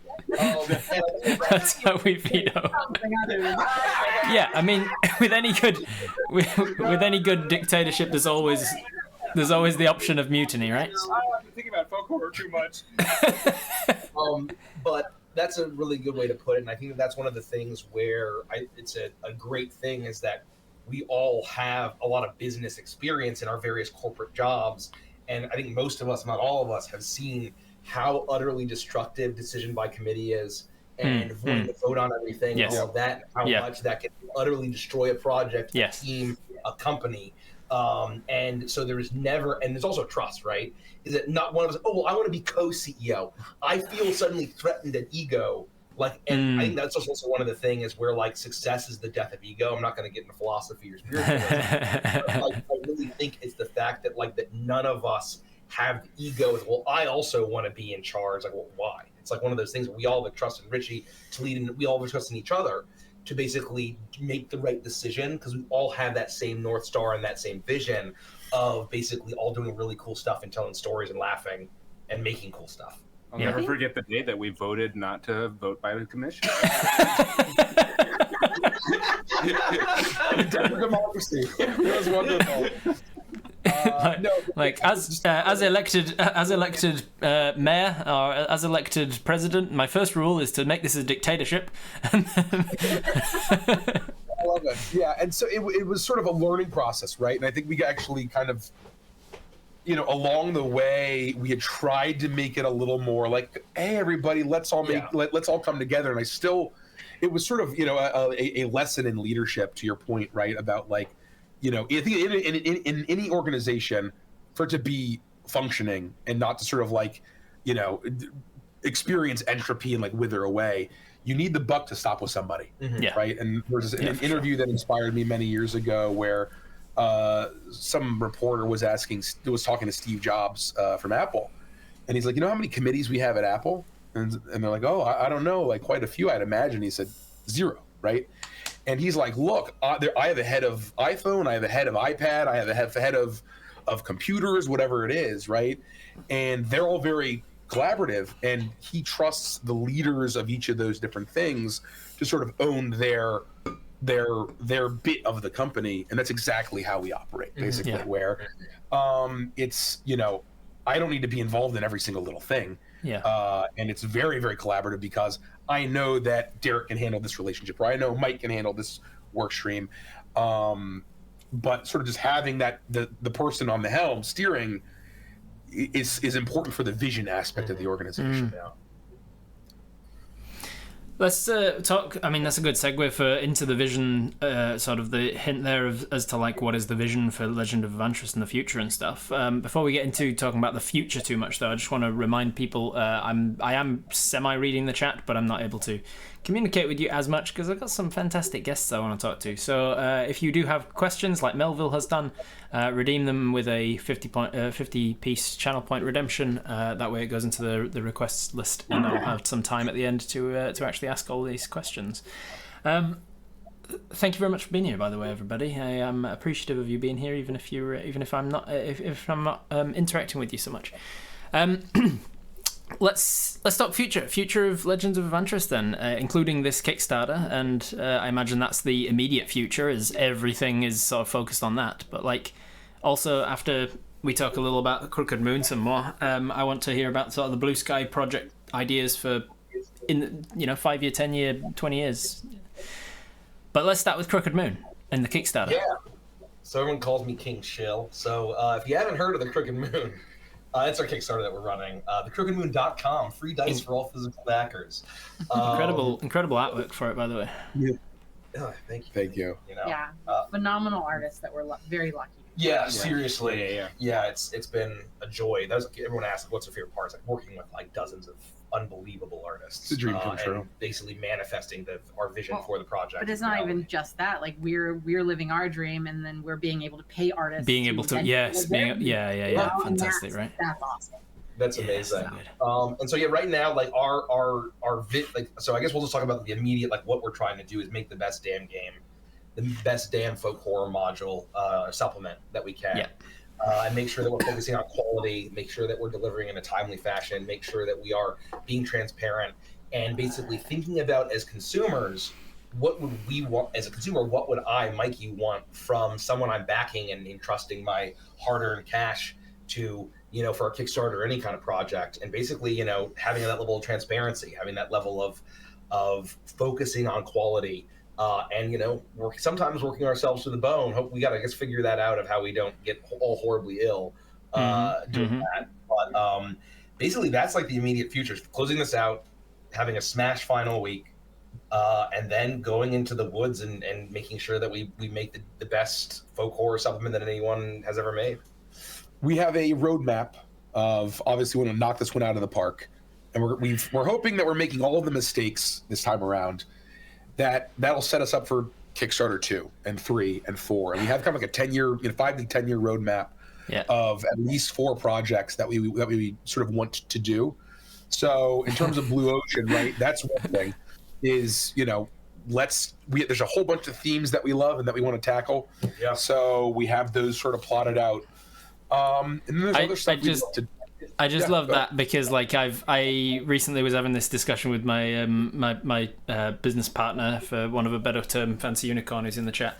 We were talking about the future of Robert Hartley GM sort of thing, and saying what do I want to do? And I said I'd love to do a setting module, as it were, of my homebrew world that we play Twitch Tales in and everything. But it's such a huge job. I would not want that to be the first time I ever do Kickstarter. I'd want to start with something smaller, like an adventure module or something, just something that I can write. And I just love the idea that this Kickstarter that you're currently doing, that's at 2.7 million US, is it at the moment? This is your testing the waters Kickstarter. Mine in my head was 10 grand. I was I'll do something that's a small 10 grand Kickstarter, just so I can learn how Kickstarter works, just so I can learn how all this happens, so that I can. And you're saying the same thing, but your scale is just a little bigger. We are blown away. It is surreal. This was not what I was expecting. When it came to, in our wildest dreams, this is a remarkable response. And it's, I think the resonance of the theme is really hitting with people. Folks are showing up in some ways for free dice, in some ways, but also because the audience that we grew, the community has been such a positive one, showing up to the support it because they believe in the way that we tell stories. Is a really magical experience. Well, and I think folk horror as a subgenre is just a really underrepresented subgenre of horror that a lot of people resonate with. And so doing the customer support portion before the Kickstarter even launched, we had quick questions that went out where people were writing in telling us why it was they were interested in the Kickstarter when it launched. And an overwhelming amount of people were saying that it was interest in folk horror, and they were so excited to see the ability to do folk horror in D&D. And I think that's phenomenal. There's so many people in this space that we're all just similar nerds. Yeah, and I think that one of the things where the Crooked Moon, we wanted it to be a test or an introduction of the proof in the pudding. Of where we approach the Crooked Moon with our philosophy on game design and publishing, and I think that I would say it's a success as far as our vision for game design and how we will approach all of our modules going forward, all of our not modules, but all of our projects going forward, of where I think that it's the we were able to basically have something that fans will love. But if you've never heard of us, not having us be the draw, and the fact that we're, that our the fact that we have an audience be the draw, the fact that we as people is the draw, even our setting, is the draw. We wanted to have it be, if you have no idea who you are, if you've never seen a moment of Legends of Avantris, you can look at everything in the Crooked Moon and having never heard of us and think, wow, this is unbelievably amazing. Yeah. And that was our goal, where basically there's a lot of Arcane on Netflix, the League of Legends show. A huge inspiration for us. Where there's tons of amazing Easter eggs and tons of amazing, incredible things if you're a fan of League of Legends and that world, and the world of Runeterra and that lore. But it is written to the point where they don't care if you've never played a game of League of Legends or anything about lore. That's how we're approaching all of our games. And first, our thesis, so to speak. That's a really good really good way of putting it as well, because I didn't know anything about League of Legends and loved Arcane, and so to think of it in the same sort of terms of being if this is the first time somebody has ever interacted with anything that I've done, if people don't know me from Viva La Dirt League and they don't know me from my own work, what will they know me from? What will they think of this particular project? I try and think about that with especially with one shots and things that I run on stream. I always try and think if this is somebody's first time tuning into my stream, So what are they gonna leave with? Yeah, and I think it's one of those things of having the humility of like, we made the decision we're not going to have headshots on our Kickstarter page, and we're not going to try to we have all art from the book. Right. It's all kind of little tongue-in-cheek nods to our audience. But I think it's one of the things also having the humility of we went to Gamehole Con this past week and last weekend, and a ton of people in the industry and people that we met, Matthew Lillard and all of that, who they had never heard of Legends of Avantris. They know nothing of Avantris. They haven't heard of Chuckles the Clown. But look, oh, you're the Crooked Moon guys. You're the Crooked Moon guys. Oh my gosh. Right. Yeah. We are totally fine with that, right? You like the work and you like the vision and the theme and the campaign. That's what we care about. Has that resonated with you? You'll eventually come in and learn who we are, but basically putting that product and that theme and that vibe and that vision first. That's amazing. Yeah, I love it. I was certainly interested when I was looking through the Kickstarter yesterday. I was like, I wanted to see what is being offered and what are your stretch goals and all the rest of it and what is coming in the module. And the things that were grabbing, like the first thing that I noticed was like you've got something in there for everybody who is a DM or a player. You've got like I know a lot of DMs, so I know that some DMs are really excited whenever a new race comes out or a new subclass comes out or a new this or a new that.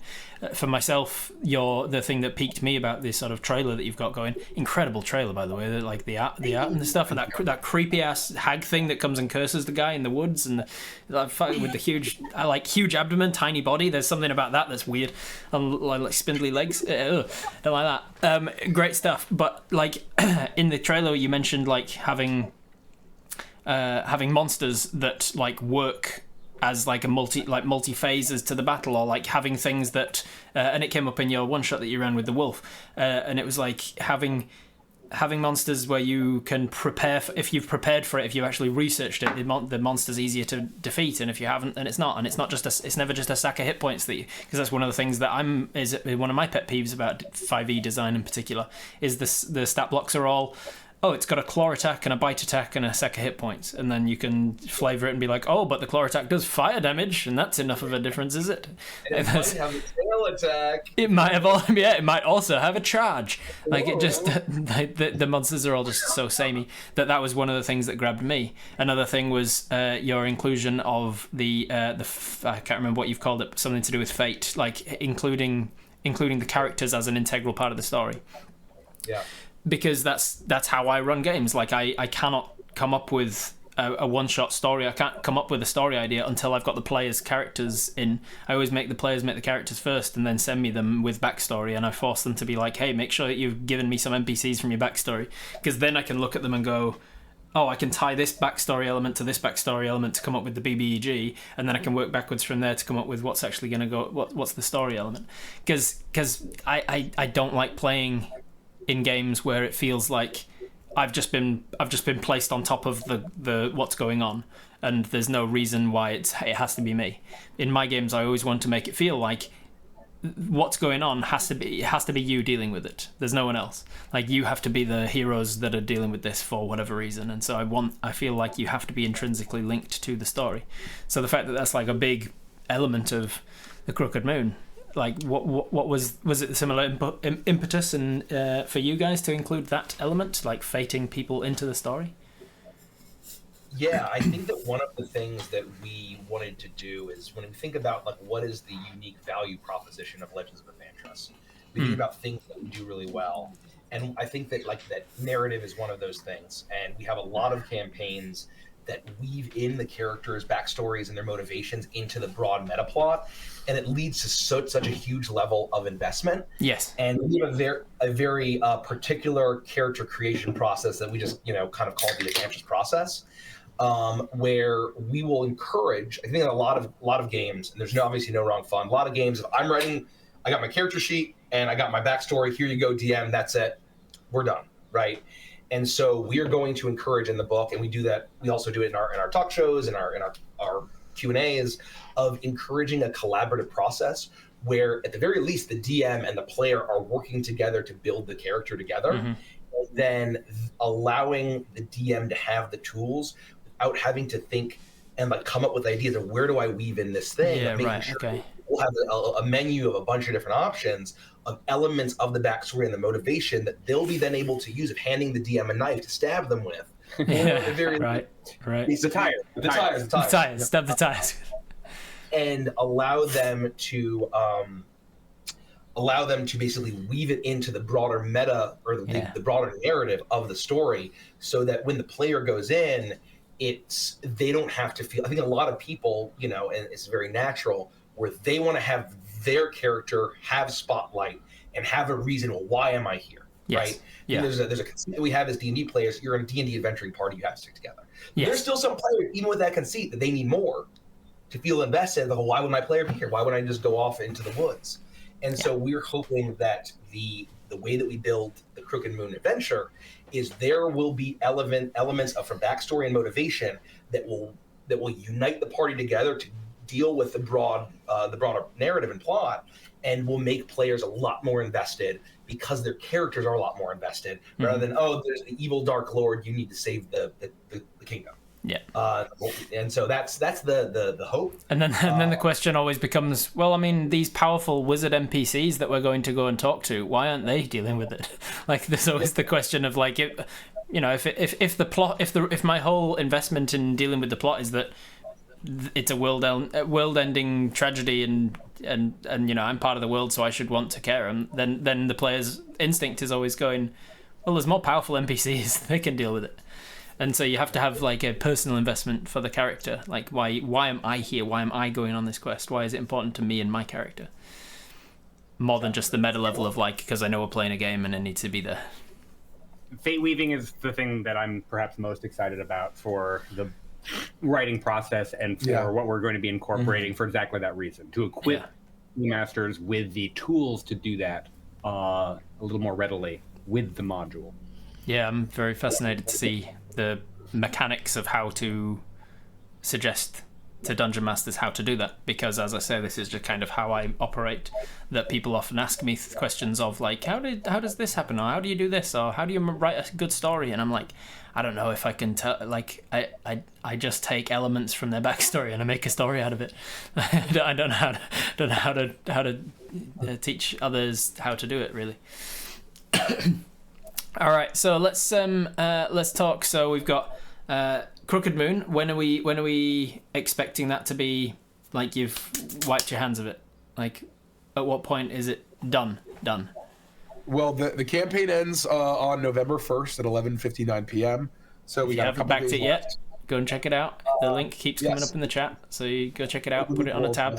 Go check it out on the stream. Thank you. In terms of fulfillment, we're currently hoping to have everything fulfilled by September of 2024, next year. Mm-hmm. Obviously, anything could happen. Things always happen. If you're not backing on Kickstarter without an expectation that something's gonna be delayed for other reasons, maybe a ship goes sideways in the Panama Canal or something. Right. Oh, geez. Suez Canal. So obviously, that's our goal. We can't promise anything, obviously, because anything can happen. But we are working very, very hard, and we have a growing team where our main full-time priority will be the Crooked Moon. Yeah. We'll still be streaming, but our day jobs are going to be getting this book done. It's not one of many Kickstarters that we're doing. It's going to be our focus. So, hopefully by September of next year. And once it's done, and fulfilled, it's done? Or is there any chance that the Crooked Moon becomes, like, something that you continue to work on? The third milestone is that once we've satisfied all of the backers of the Crooked Moon, it becomes something that anyone can get. We'll be able to make it into something where, I want just that mini. I want just that plushie. I want. That is something that we are going to be able to unlock. And so, will we ever be able to wipe our hands of the Crooked Moon? I'd say the answer is going to be never, because at a certain point, we're just going to turn it into something that people can find for themselves. Well, and I think that kind of more on directly to the question, I think that obviously the resonance has been strong around the Crooked Moon. And if we release a game that people love and a world that people love and want to return to, I think it'd be silly of us not to eventually go back to the Crooked Moon in the future. A great third-party publisher is Ghostfire Gaming, where they have their Drakkenheim done by the Dungeon Dudes, which is amazing. That's a setting that has 2 books in it. Grim Hollow has a bunch of different things in it. They have their kind of settings and worlds that they'll have different products for. And so I think that, that obviously nothing promised and this is a long roadmap, but I think we would be silly if people love it to not eventually offer more ways to get involved in folk horror and dive back into it. That's 4. Yeah. I just, it's funny you mentioned them. I had Ghostfire Gaming on Short Rest only a couple of weeks ago. Very cool. Amazing company. Yeah, go check out all their products. I mean, one of the big inspirations for us for that trailer was Ghostfire's cinematic trailers, where we thought that's always been our vision, but we didn't think, oh, is it stupid? Is that ill-advised to have a cinematic trailer and invest that much money and time and effort into it? And we saw the Ghostfire Gaming Ethereal Expanse trailer and the music. I'm like, oh my gosh, what an absolute banger! Like me as a consumer, I wanted to go back immediately. I'm like, okay, what we're gonna do? We're gonna go all in and see if it works. Yeah, for sure. It definitely works. Like the trailer you did. How did that trailer come about? The one for the Crooked Moon, like, because it has the same effect that you were just mentioning of like you watch it and you go, holy shit, I want to watch that again immediately. I want to see it. There's so many elements to it. So it kind of a long roundabout story is that Rich and I used to do amateur filmmaking in high school. Right. And we always joked about, man, like, why the heck did we stop that? World of Warcraft is the answer. We always joked about how, like, if there was, in some alternate universe, there's the Brothers Gilder who are directing things, combos. And so when it came to offering a cinematic experience, we just said, you know what, we can put our minds together and put together a really awesome trailer because we have the vision. And so as long as we just tap the amazing artists and amazing people to bring along with it, we can do it. And we have the mind for drama and the mind for cinematic experiences. And so we basically kind of put our noodle together. We reached out to some amazing artists, amazing animator, and then we went to the blasting company who did the music for Over the Garden Wall. And it was just basically putting those, like basically saying, hey, let's all work together to create this vision that Richie and I have. And they knocked it out of the park. Yeah, people saying even the storyboard is incredible for it. Oh, yeah. That's probably facetious. I what they're referencing is, we were struggling to kind of communicate through typing to our artists exactly what we were picturing. And I had all these ideas in my head. And I'm not an artist or a drawing person at all, but I got this big stack of like legal pads, and I just sketched out, board after board of like, then it should look like this, and then it goes to this, and they're super amateur and terrible. But it's funny because if you go and watch that storyboard, like what you see in the trailer is actually like, oh, I can see like it's just literally it's a artist with talent actually took the idea and made it real, and so it's pretty fun. Like one of the early days in my Twitch Tales campaign when I was mostly theatre of the minding it for whatever reason, and then I was like trying to describe locations around them, and I was like, and I opened up like a Microsoft Paint or something, and I just was like, you're here with an X, and then these are trees, and I did a little tree, and I was like, and then there's a forest over here, and this is the town that I'm telling you to go to. And then people always talk about like, oh, you're fantastic, let's show off the fantastic map, Rob. I was like, fuck. The idea across, right? That's what matters. You got the idea across, yeah, that's all it's for. Yeah. All right, so then last thing before getting into the people's questions, because people have been asking them quite a lot, it seems, so we're going to have time for that. Next project after Crooked Moon, what can you tell us? I know it's obviously lots of secrecy things. You want to keep things secret as much as possible, but is there anything you can give us? Any breadcrumb or teaser or? We have a code name. Let's share the code name. So we started off teasing the Crooked Moon. It's got a backstory of calling it Project Earthshine. We kind of did a little bit of an ARG to kind of tease it and have the audience theorize about it. Yeah. Andy is a puzzle master, and he created a bunch of ciphers and stuff. And so it was very fun. It was Project Earthshine. And so when we were kind of figuring out what is our next project going to be, a lot of back and forth, and then it's always obvious what it was going to be. It ended up being this project that we're now calling Project Hemispheres. Because I guess it's our thing that now that all of our project names are named after Rush albums or songs. So we like Rush, if you could. We like Rush, Yeah, the Canadian power trio for you in chat who may not know who they are. And yeah, so it is Project Hemispheres, and I think maybe we have not revealed anything else about it. right? Nope.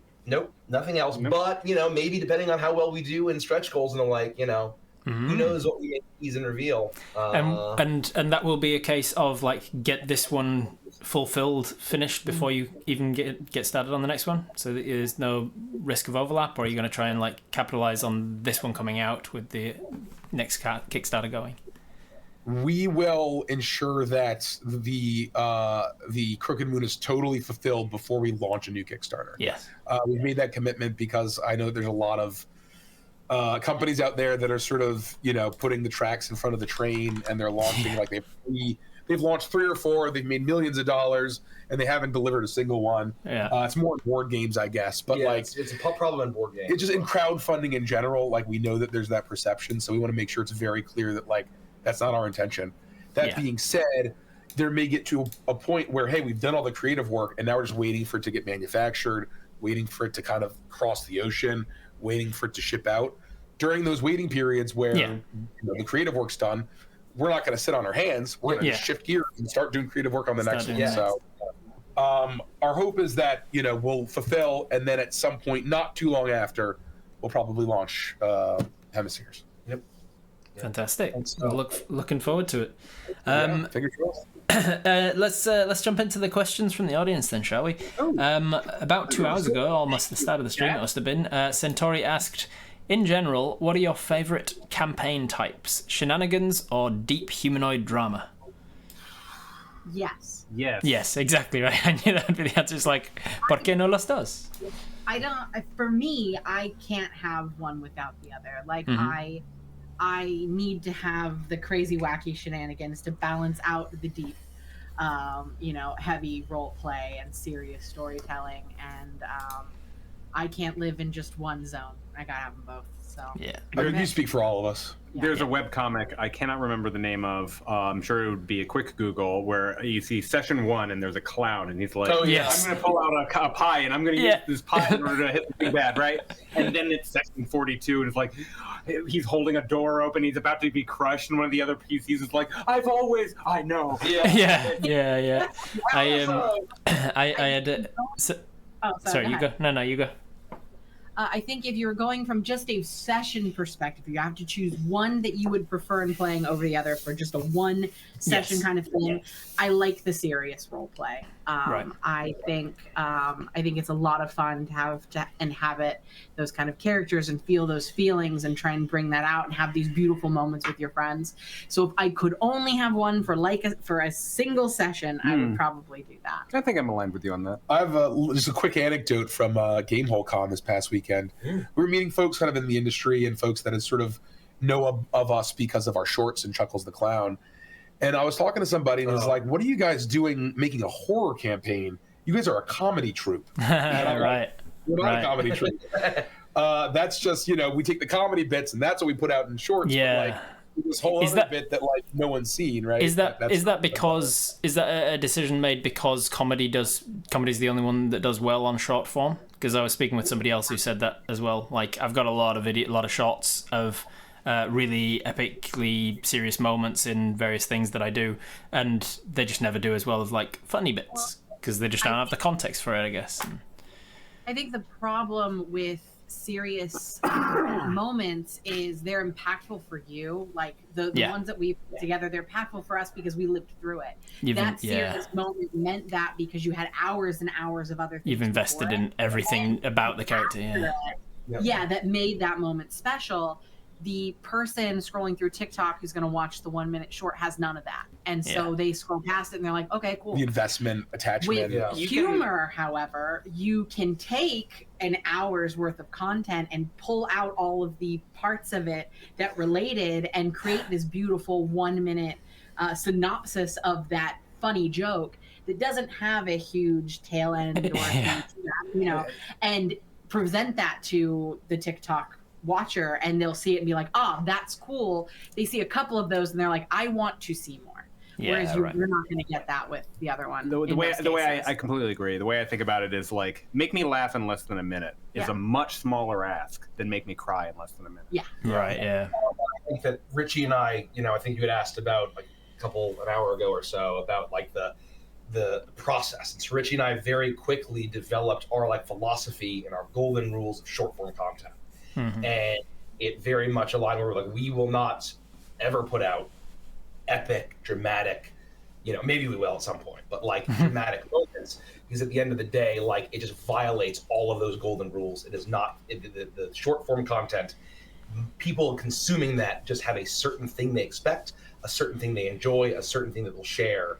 And a lot of D&D, a lot of why we play TTRPGs does not fit into that mindset. And even if there's a funny moment, if it requires context, we also don't do it. Yep, we cut it. And so we sort of have some rules that we hold ourselves to for what is short and what doesn't, and we just stick to it. And it's worked pretty well, but it is unfortunate that like all of our favorite moments or our funniest moments don't make it to shorts or they don't do very well because they don't fit into a minute. You're like, there's some like it kind of had a bit of I can't just cut just the lead up and then the punchline. The characters, right? Like it's like sitting down and watching King of the Hill.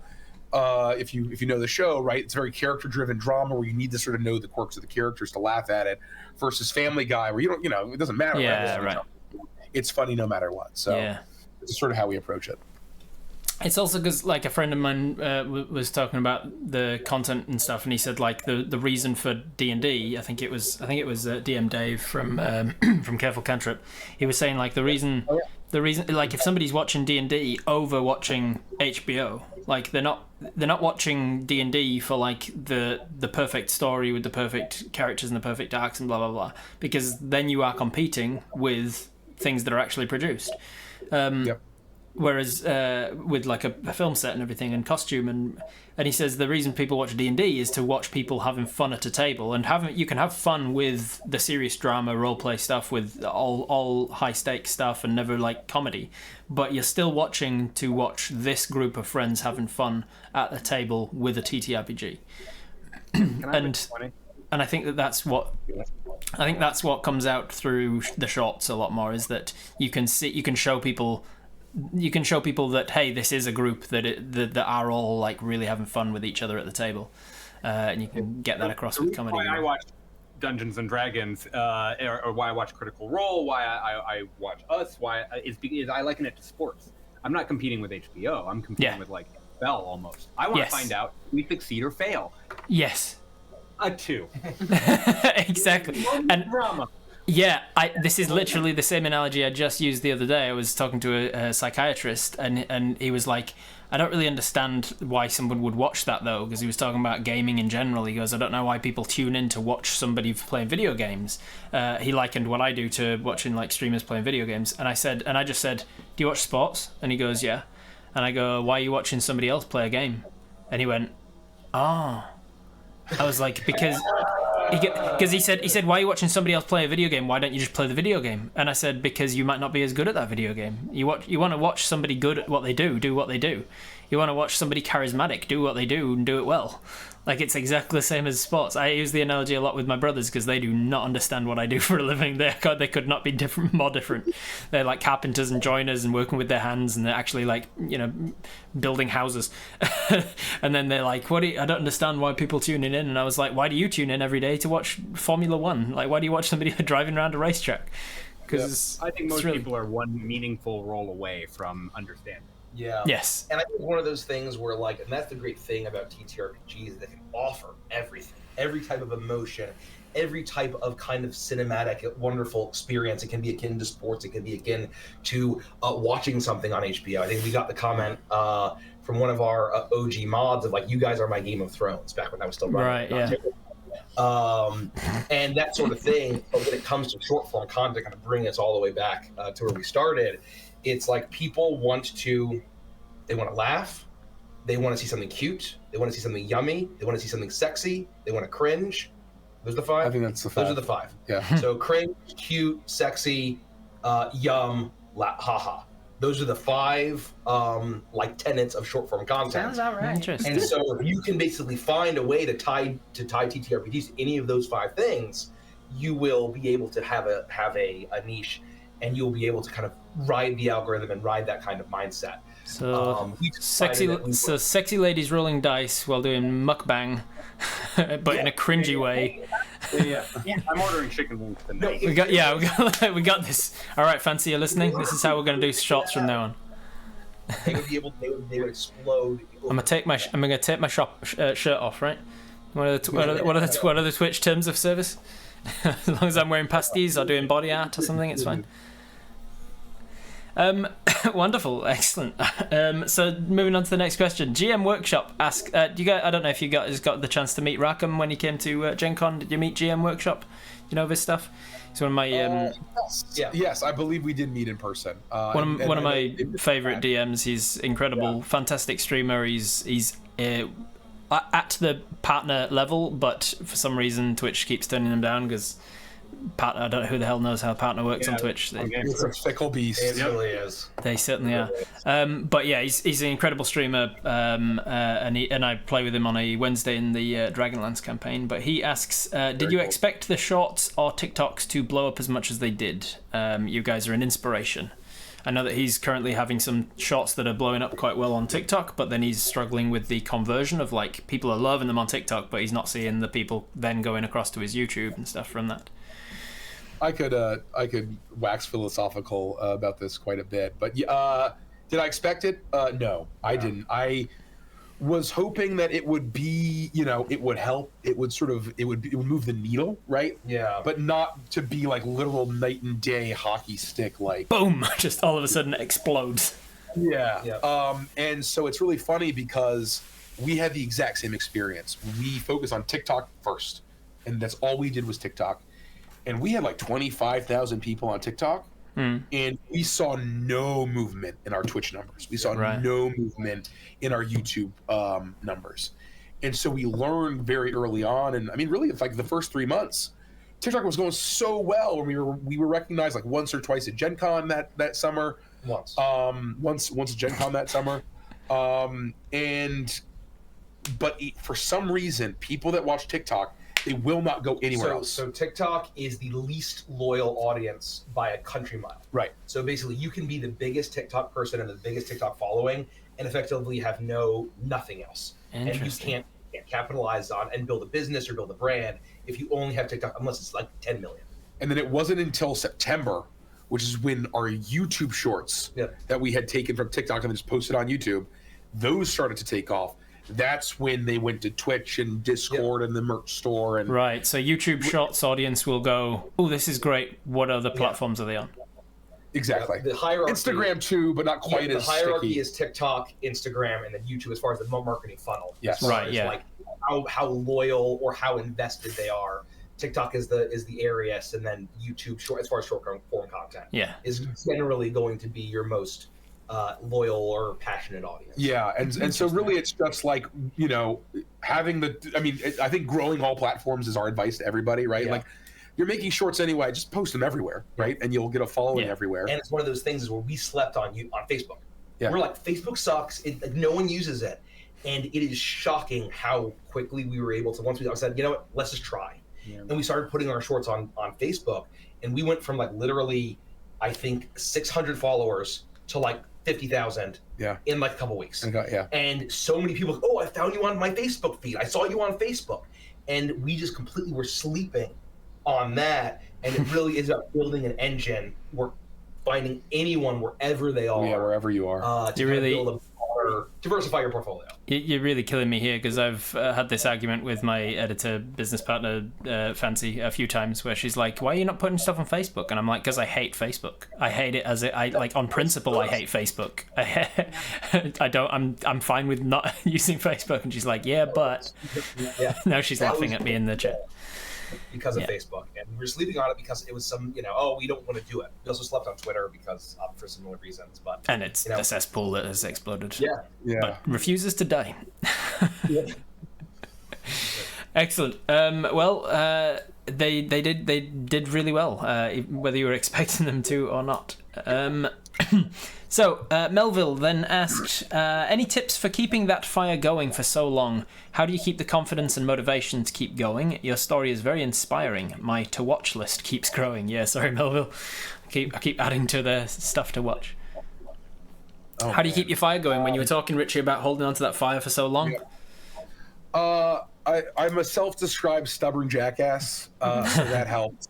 I think for me, it's not easy. Not just self-described. And like, what I would say, there's another Rush quote that I want to say, right, where it's like, it's about the song Mission. It's about like, basically, obsession isn't a bad thing. Yep. And you truly need to be obsessed in the best way possible. But obsession has to have action. Is sort of the line of that, and that if it's something that you want desperately, or that you want to achieve in your life, you need to dream it, right? And there's a wonderful Steve Harvey quote that I've told some folks, where it's like, when he was starting off in comedy, he had this little book, and he had moved to LA from, I forget where he was from, but he had all these dreams that he wanted to achieve in his life. And his barometer for if his dreams were big enough was if someone would come up to him at a party or a family gathering, whatever, and they say, "Hey, how you doing?" Like, what's new with you? He would think about his dreams in his book, and he would tell this person one of his dreams that he wants to accomplish.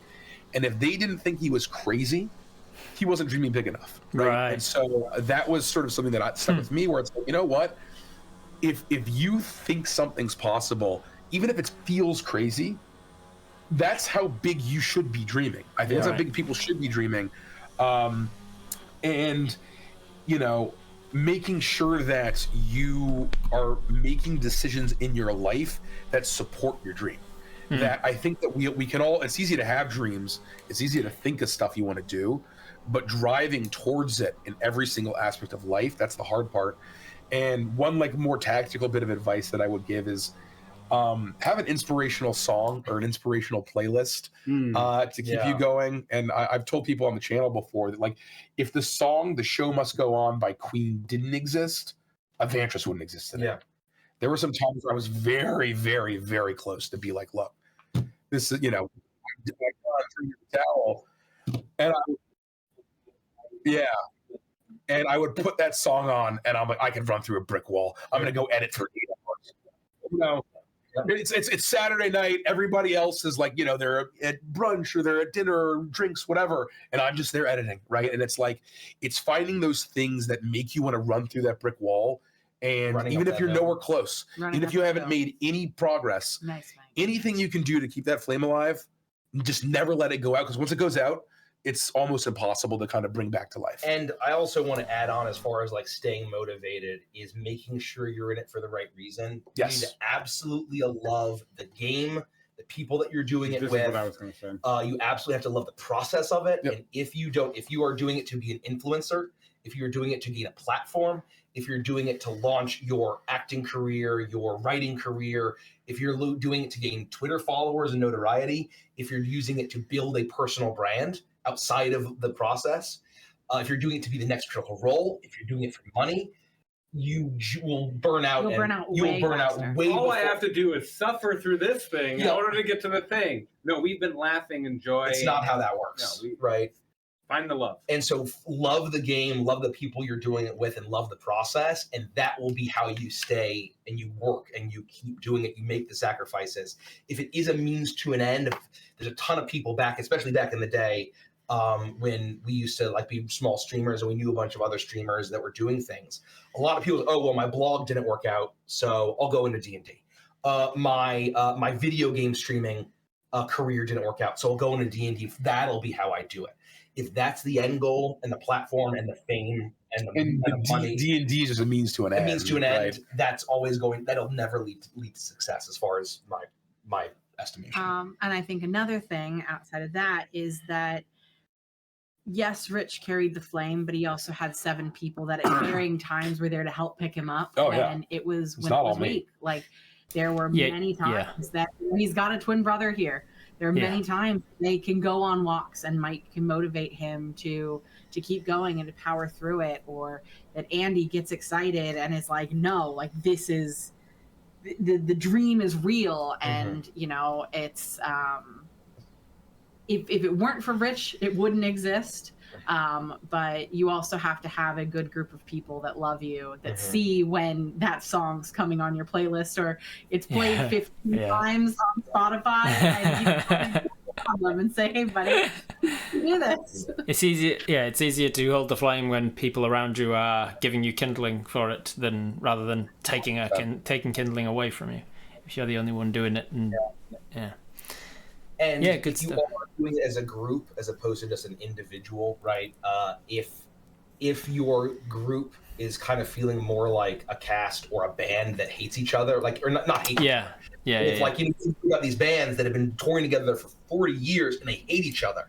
Like, you can go on stage and play that same solo over and over and over again. You can go and play the music, but role playing requires trust and intimacy and love and joy and passion in a way that if you do not genuinely feel that, it will come across. Everyone will be able to tell, no matter how convincing you think otherwise. So once again, it's kind of literally leaning on that point of loving the people that you're doing it with. 100%. Good question. I'm aware that I'm keeping you guys longer than I asked for, so I don't want to eat into what you're doing next. So we'll try and get through these a little quicker. Spirit Masquerade. Spirit Masquerade asks, this is for the guests. What tier? Great question. Great question. All in box. crookedmoon.com. Enjoy free jack-o'-lantern dice. It's an inside joke. We got a bunch of customer service questions. That was an email we got. Was just what tier? And we're like, how do we even answer this? Anyway, thank you for your question. I figured I can usually pick up on like inside jokes. I'm like, that must be one. Fancy Unicorn, my assistant editor, business partner, says in under a minute, so that we can totally make it a short, nice and easily. What would be your top tips for someone wanting to do a Kickstarter?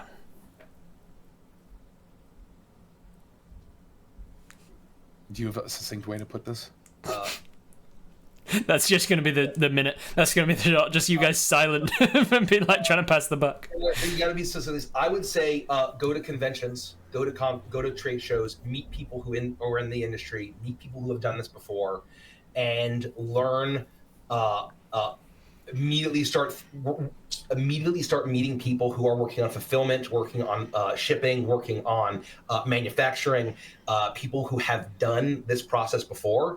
And the more that you can learn from those people and those partners and those people who've done it before, the better you'll be able to demystify the process of launching a Kickstarter, which feels almost obfuscated as far as the information that is available online and publicly, as if it's some Wizard of Oz stuff. I'm over a minute. And think about your audience. Think about who you're making it for, what they would want to enjoy.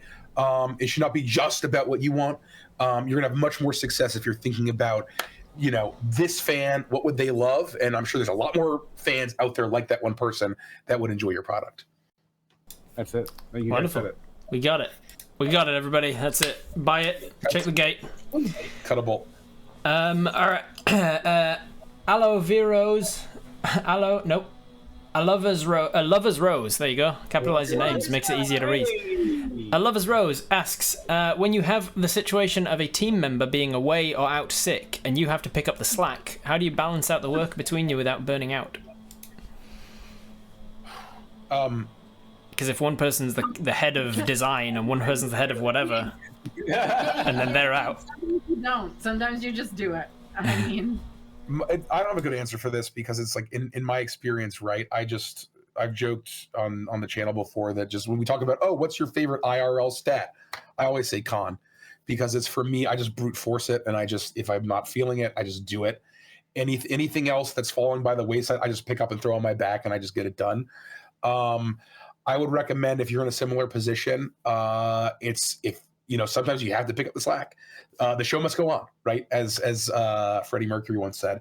So just try to find the time. And, sometimes it sucks because you have a day job. Sometimes for me, that means staying up until 5 a.m. and only getting 2 or 3 hours of sleep.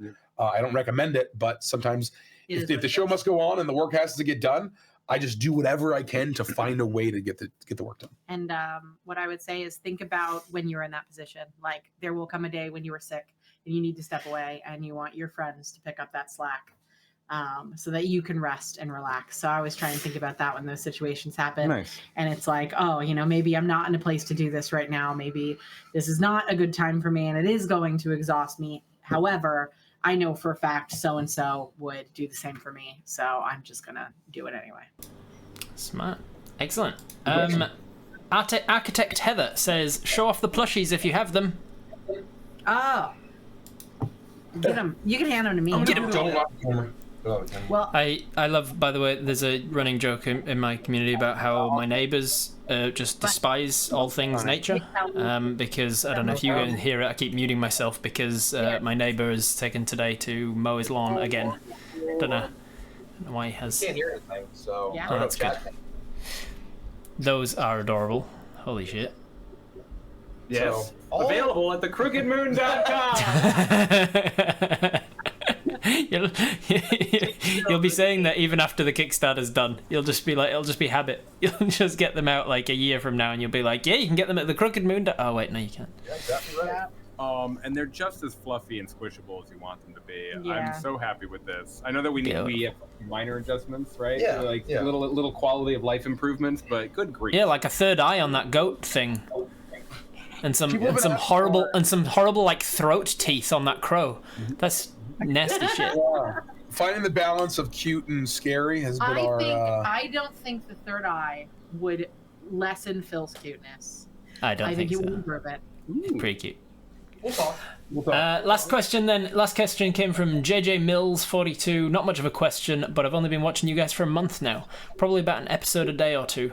I love you guys so much. It feels like I've been watching you for years. I believe so much in you guys. I had to go all in on the Kickstarter to pay you guys back for this amazing work and care that you guys take. That's very kind comment, JJ Mills. And Yeah. for the support. That's huge. That's wonderful. Thank you so much. Thank you. Yeah. I think that comment was at me. Thanks, JJ Mills. Thank you. Thank you. Thank you. Wonderful. Well, I could easily chat to you guys for another 3 hours. You very charismatic, charming folk, and you got a lot of insight into what we do for a living that I'd love to pick your brains about. It was fantastic meeting you guys at Gen Con, and I'm glad to get to know you more. Next year, ReadCon 2024.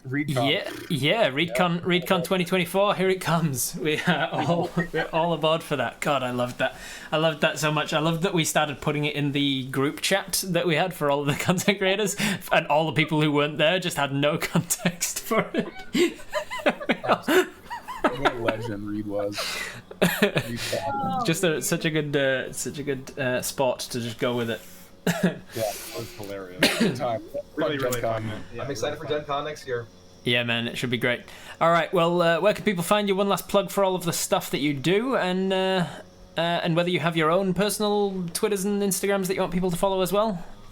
You can support us at thecrookedmoon.com until November 1st. Yep. And then you can go to Strahdcast. That Strahd is in cursive Strahd. Strahdcast.com to see a huge list of all of our socials. You can find our website. You can find our Twitch channel. You can find everything in a hub there.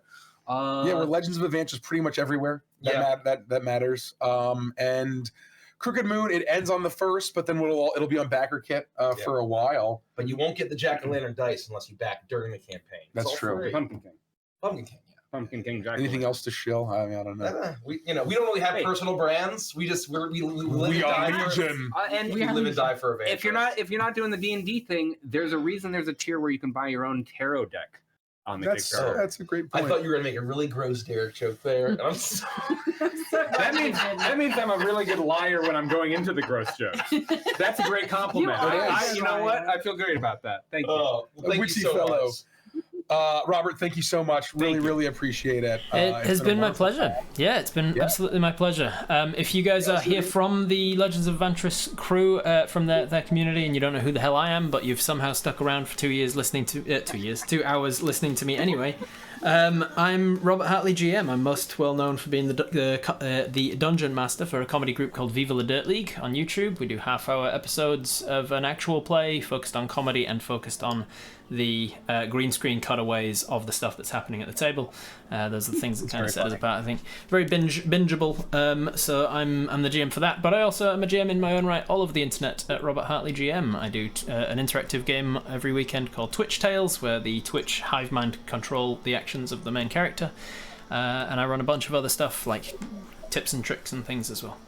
So check me out all over the internet, Robert Hartley GM, if you've liked what you do, what I've done here. And also, I do short rest series like we're doing right now, and I've interviewed and chatted with dozens and dozens of people by this stage, with dozens and dozens more lined up for the next few weeks as well. So I'd love to see you in those as well. As we round out, is there anyone on Twitch that you guys would like to raid right now? I always like to give the option to my guests. Oh, wow. Dealer's choice. I would say dealer's choice. Yeah. Dealer's choice. Let's have a look. Who's online? We like we can. smaller streamers that are at the table trying If to there support. are any. If there are any. Those are usually the That's ones that our we first ones prioritize, we prioritize. People who look like they're having a good time, and we just want to. Yeah, I think we've got Dice Legends on, which it's. I'm not sure. I don't think it's a. Share the love. Yeah, Dice Legends is a wonderful New Zealand actual play that takes place at the table. They've flown me down a couple of times to Christchurch to participate, and they're a fantastic little show. They're a smaller streamer, but they've got some really good stuff, really good terrain and things as well. So we will raid them, and as the raid is setting up, we'll round out the short rest. It seems like we were on a break from cosmic horror stuff in a abandoned cabin in the woods, but I can hear some creaking upstairs, and I think we've all rolled our hit dice. We've got our spell slots back. We better go investigate the witch in the attic. Thank you very much for having us, everybody. Thank you very much for being here. Thank you very much in the chat for being here, and thank you to the mods as well. I appreciate you all. Bye-bye. Good night. No, we're not. Bye. Good night. Hey, you've reached the end. This is the part where I've got to say something funny and or witty, and so like it and subscribe to my channel. Thank you.